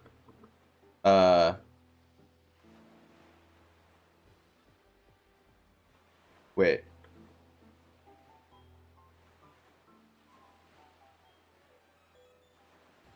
They don't check because they have too much respect for the god. Wait, what?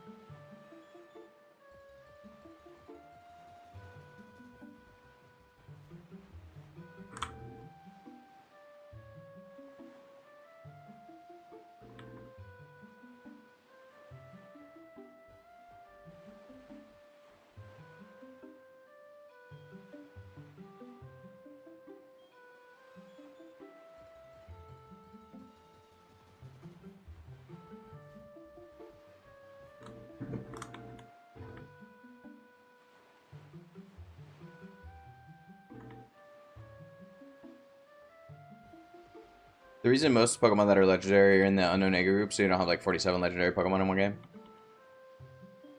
Oh, okay. Yeah, I see what you're saying.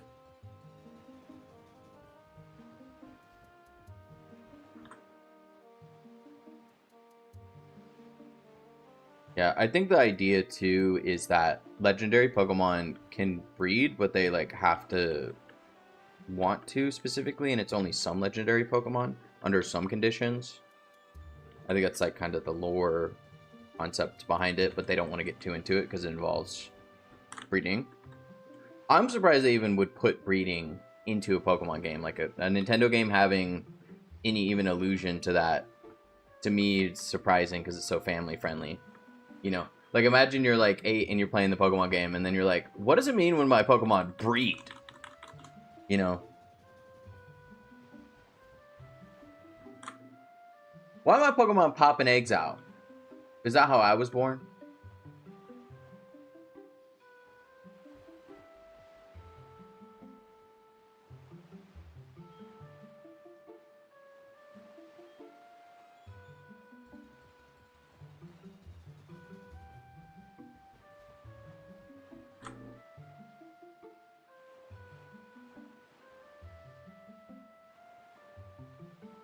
That's a Dragonvale breeding guide on our iCloud's download section or download apps. Asked if that was sexual.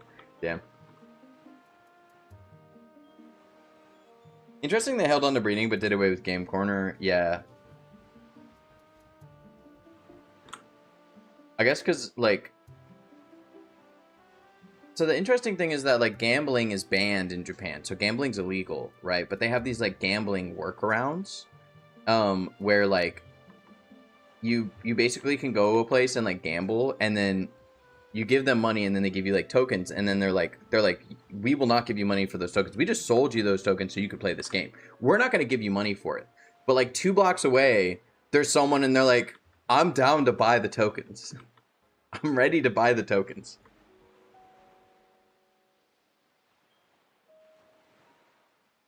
Pokemon tries to say they have no idea where the A comes from. It just appeared out of nowhere.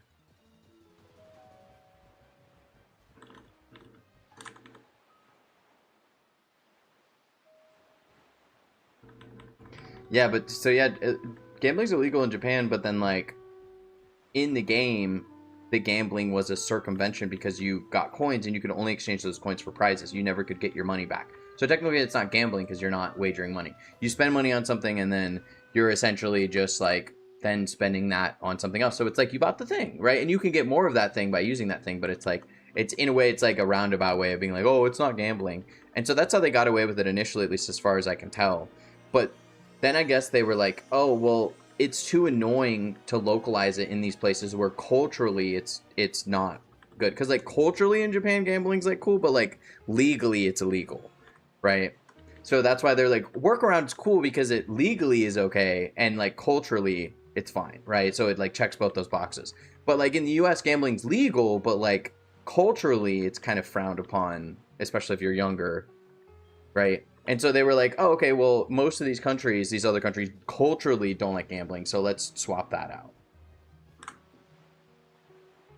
But I don't know. It was kind of a gambling workaround. I think it's okay. I think we should keep Game Corner. Can we keep Game Corner? I wanna play slots in the Pokemon game.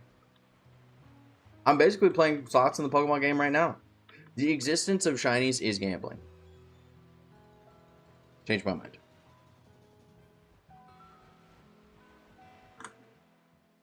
British Rating Board PEGI changed their policy, so any game that featured gambling would get 18 plus. Damn. Sheesh. Well, that would explain why they were like, let's just, not even leave it up to the localization team to make it not gambling. Like, let's just make it not gambling in the game.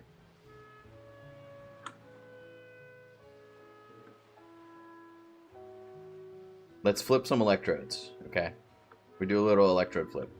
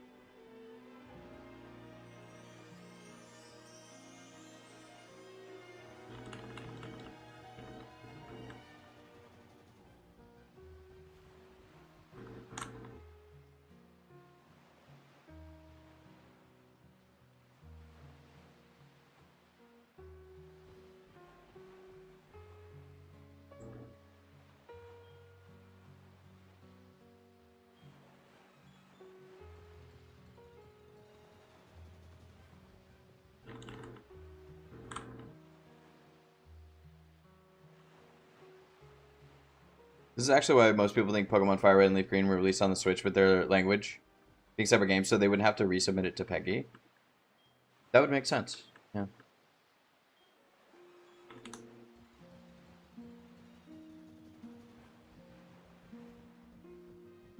Yeah, because there's some stuff they didn't change. Like, bait is broken in the Safari Zone in the Japanese version, but not the international release.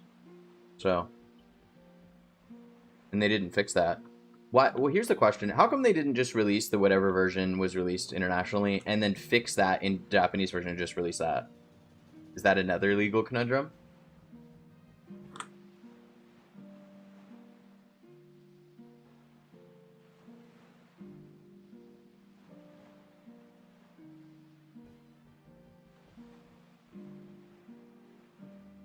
Or did they just not realize?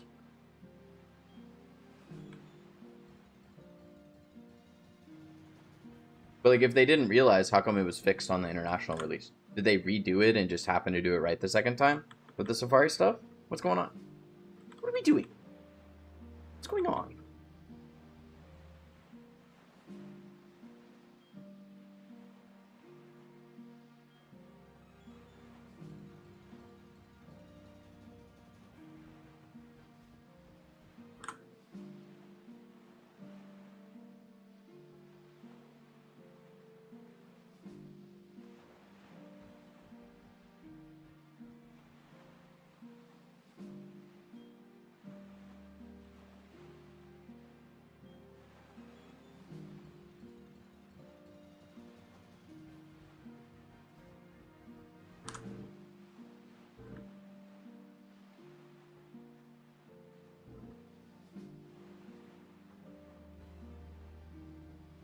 I noticed when replaying Fire Leaf Green on the Switch for the first time in 10 years how much Innuendo. I remember watching a video that pointed a couple of the things out, but I don't remember any of it. I'm also wondering how much Innuendo was like, in terms of dialogue, was like only localized. So like if you played it in German, it wouldn't be there, and you played it in French, it wouldn't be there. Played it in Japanese, it wouldn't be there, but it's in the English version. That's interesting too. And also the question would be, did the localization teams like get away with it? You know, or did they realize and they were like, oh, okay, fine. Okay, I need sparkly. We do walk away real quick. I don't know. I'm just glad they fixed the roaming beast glitch.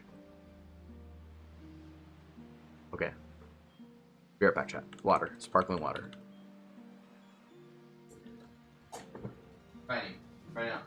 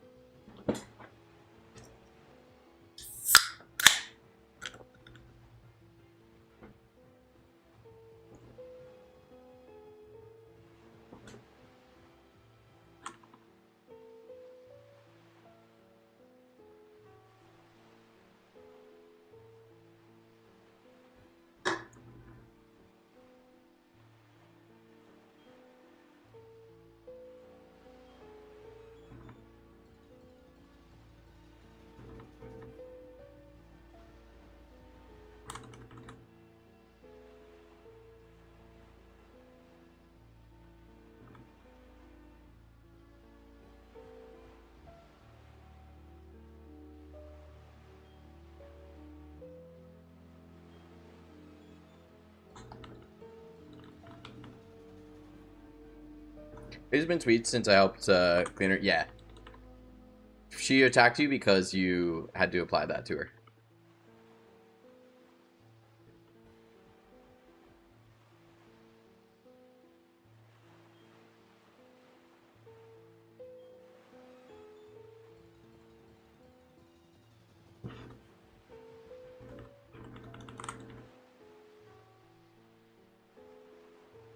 What the hell? We put tick treatment on her right here. And like she just kind of left it there, and then like she can't clean it, but she didn't go rub up on anything or anything like that. So it was just like there for like 3 days straight.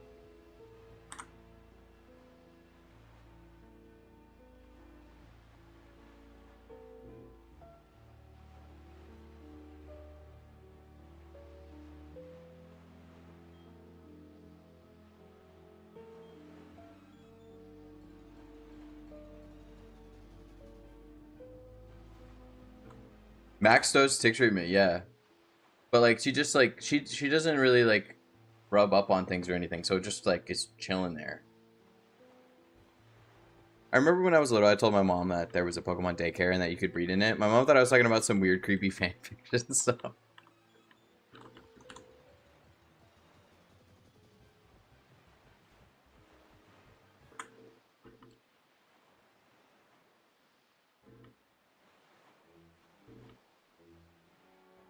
Yeah, see, that's a great example of why, like, I'm so surprised they even made it a mechanic. You know?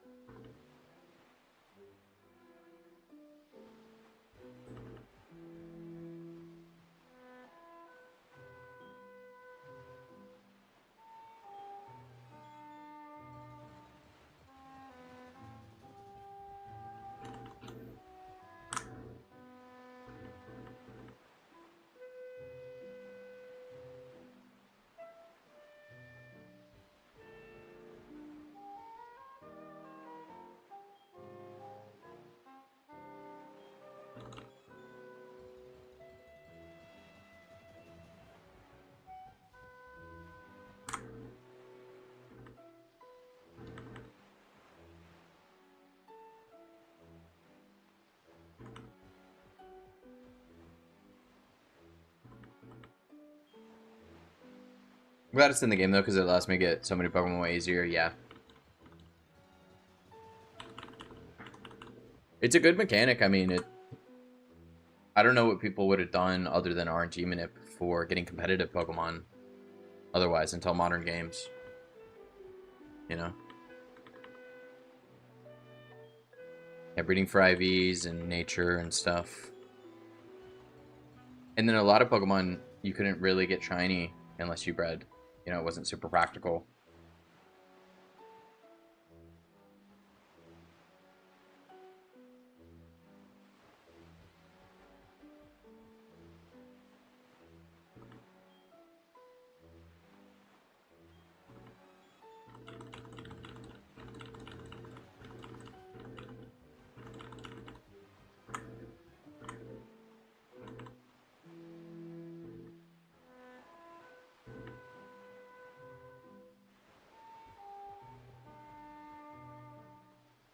Do you keep your shinies in the original games or transfer them to something like home? Is there a big gallery that you can look at? I keep them in the original game. I don't have a gallery. I could go to the games, I guess, and show them. We could do that real quick. Do I have an escape rope, is the question. Let's see. I think I do.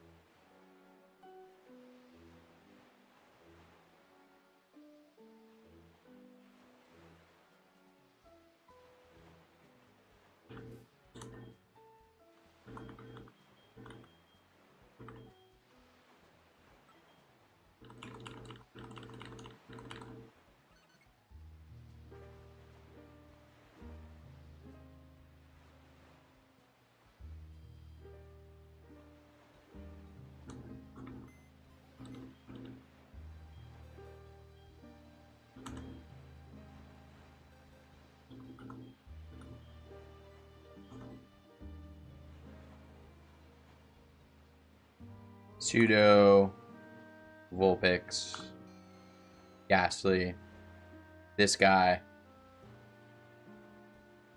We went almost 6 times over odds for this freaking Ghastly. Stupid. Game Corner. Game Corner. Game Corner. Burn Tower. Roaming. This one, 200 hours? A little bit over odds. It was like, we were like 9k encounters-ish. Somewhere around there.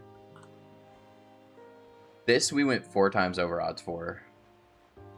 It was a little wacky goofy. It was like 130 hours. No, we went 5 times over odds, I'm sorry. Because it was 40k. Yeah. Got this in the cave pretty fast. Got this outside of the cave pretty fast. I think they weren't that far apart. No, yeah, they're not that far apart, yeah. Got this very fast, it's like 1,000 encounters. 40k's wild, I know. Obviously got this at the Team Rocket HQ. Did not catch it in a Great Ball. Because I'm a thug. Got this in like 100 encounters in Ice Cave. Like, it was like a 40%. And we just instantly got it. And it's exactly what I was looking for. So, pretty cool. We got this while hunting for Miltank. Pretty fast. It's like 5k. Same with this. We got in like 5k while looking for Miltank. And then we got Miltank. Butter.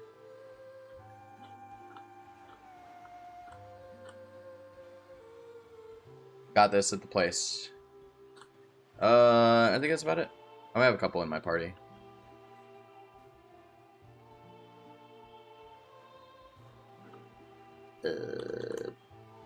Pokemon. This is my only shiny in my party. Relegator. Nothing else is shiny. Yeah. And then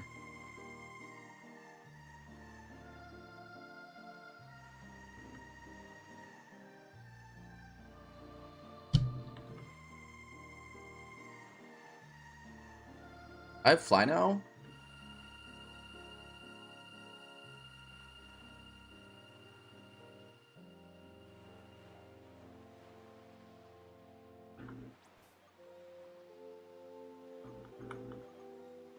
I do have fly now.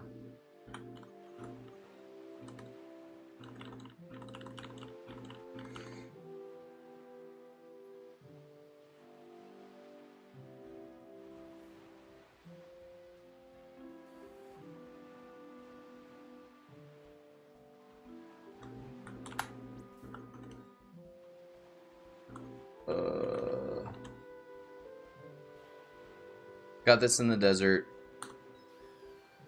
Starter, obviously. Got this in Flossosi Ranch. That's all the shinies in the party, I think.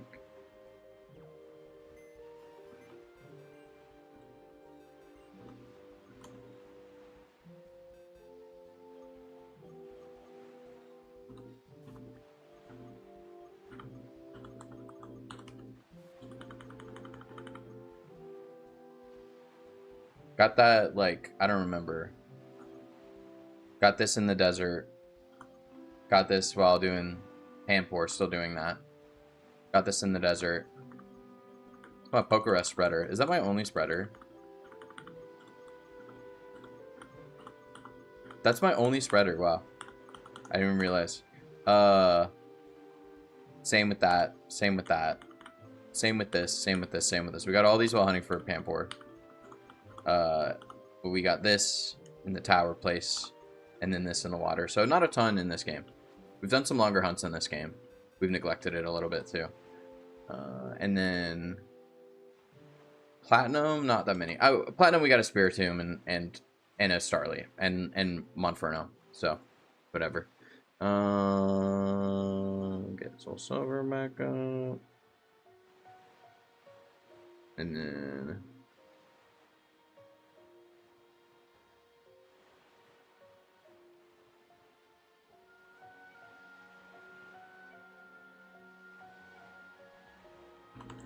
I don't know if I can check the PC in gold. Do I have an escape rope? I don't know if I do. Or fly? Can I fly from here? I can. Okay. Sure. No, not Newbark. That's the only place without a PC. No.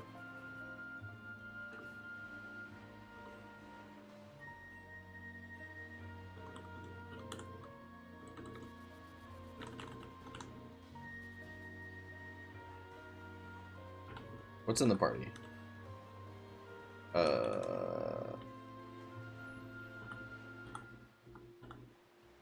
This is the most insane shiny I've ever gotten.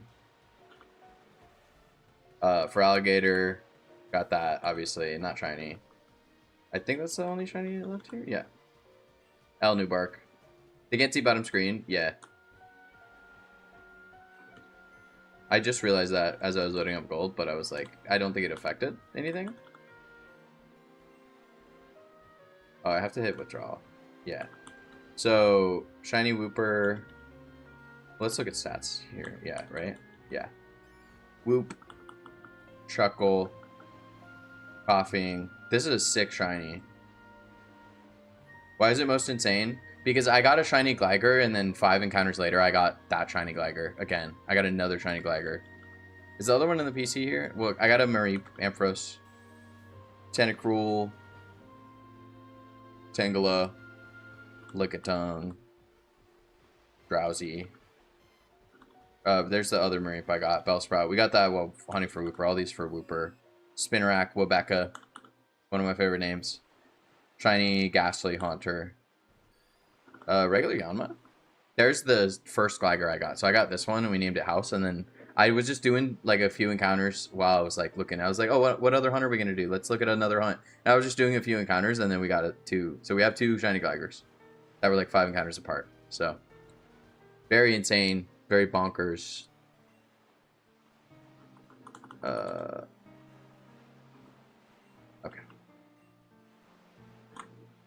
And then leaf green.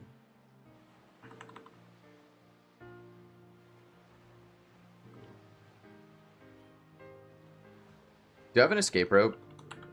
Oh my god, I don't have an escape rope, do I? I don't think I have an escape rope. That's okay, I'll just repel.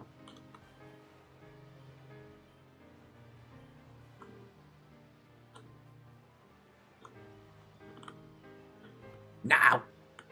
I meant to go one more tile to the left.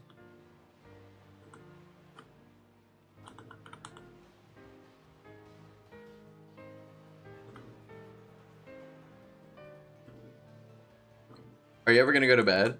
Eventually. I mean, it's 12 and it's the weekend for me, so it's not that late. These are pretty much all Safari Zone. Safari, Safari. I got this in the tower for Halloween. We got it pretty fast. It was like 2K, 3K? No, actually, this was closer to odds. I'm sorry. This one was closer to odds. I think we got it like 7K. Safari Zone, Safari Zone, Safari Zone. I got this, obviously, from the place you get Hitmonchan, the dojo. Got this Safari Zone, and I evolved it.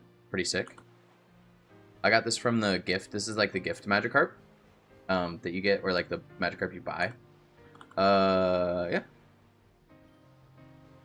And then I think I have like 1 in my party.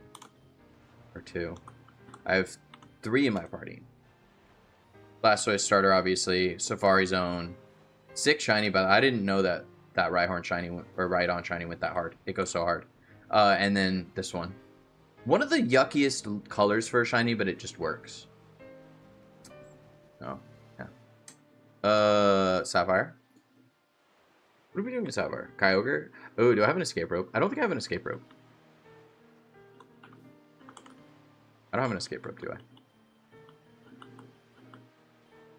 Well, let's get Repel Trick going. Or not even Repel Trick, just Repel.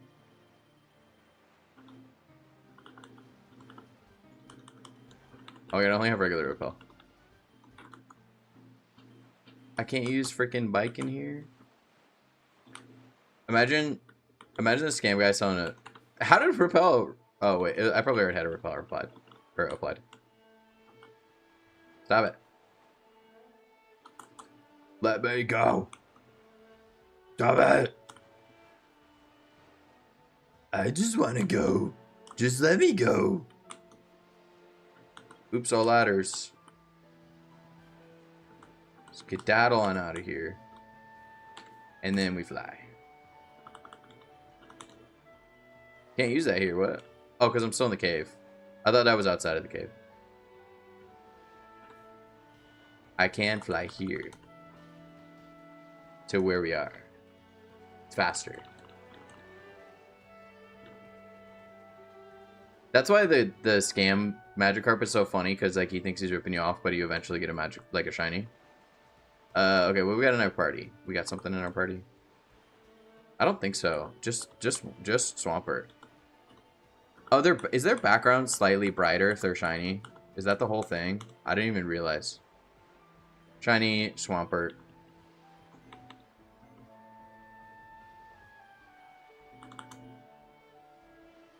And then this is our shiny box. Hoping they re-release Ruby Sapphire Emerald for Switch. I'm sure they will. Yeah. So we got this Loudred, Lanoon. This Skitty is the 2% Skitty. I got it first phase while hunting for Nincada. Definitely one of the most bonkers shinies I've gotten. I don't know if it really compares to Gligar levels of ridiculousness, but was incredibly lucky. Very sick. Aeron. Hariyama shiny. Plusle. Shedinja, which also means we got a Ninjask too. You get 2 shinies for 1. If you get Nincada, you get 2 shinies. I'm just saying. Spinda. We got a lot of Spindas. Look at the patterns. This one's a great... I like this pattern a lot. That's a good pattern. Mid pattern. Really good pattern. I love this one. He's got spaghetti mouth. He got the dot. And his ears are almost good. Gulpin. Sandshrew. I got those while hunting for Skarmory. And then Vileplume got this while hunting for freaking Oddish. Wait, that is Oddish. I got this while hunting for Electrike, which I never got. I was like, oh, I want Oddish and Electrike. And then we got Oddish. And then I got 4 Gulpins, and I was like, ah. Skarmory, super sick. Love this one. This one was huge. Xbox. Boom, boom. Regice. Duskull. And that's the last one. And that's everything.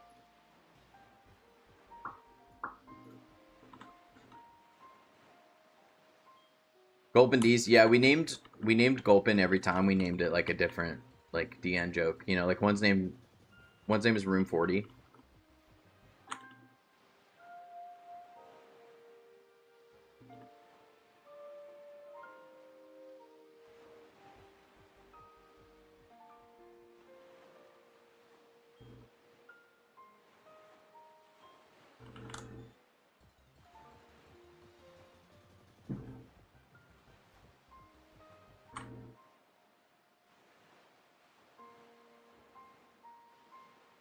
I got Sabian with Gunslide. Actually, I rated him like a week ago. I was like, "Oh yeah, we were just shiny hunting and we were talking about Gunslide. Have you watched it yet?" And he was like, "I'm not familiar with Gunslide." I was like,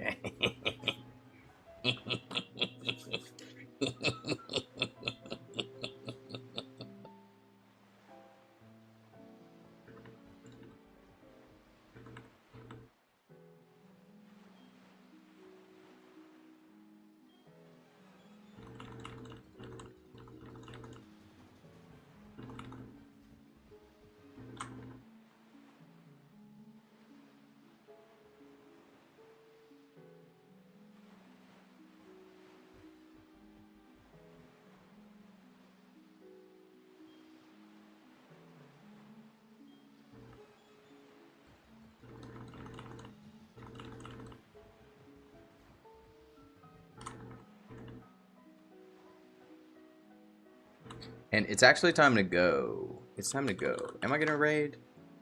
Am I gonna? Yeah. Nah. Nah. Eh. Let's see. Pokemon stream at this hour. Well, it's just about to end. I'm so sorry. So sorry for the bad timing. Gamers, no raid on Twitch, but I do appreciate you guys being here. Thank you for hanging out. Thank you for chatting, chilling, lurking, whatever you're doing. My favorite starter Pokemon is Totodile. Yeah, Totodile. Got for alligator right there. We'll be back tomorrow. I don't know what we're gonna do. We might just do Mewtwo. I just want this Mewtwo. Like, I want it really bad. Fennekin, that's a good one. That one's definitely like top 5. I'll give it top 5. But yeah, probably do some more Mewtwo tomorrow, assuming I stream. I should probably stream, but I can't say for sure. I might just want to chill. Because I did say I wasn't going to stream tonight a few hours ago, and then I did stream. So, but in any case, you guys have a good night. I'll see you next time. Later, gamers. Bye-bye. Bye-bye. Not trying. Bye-bye.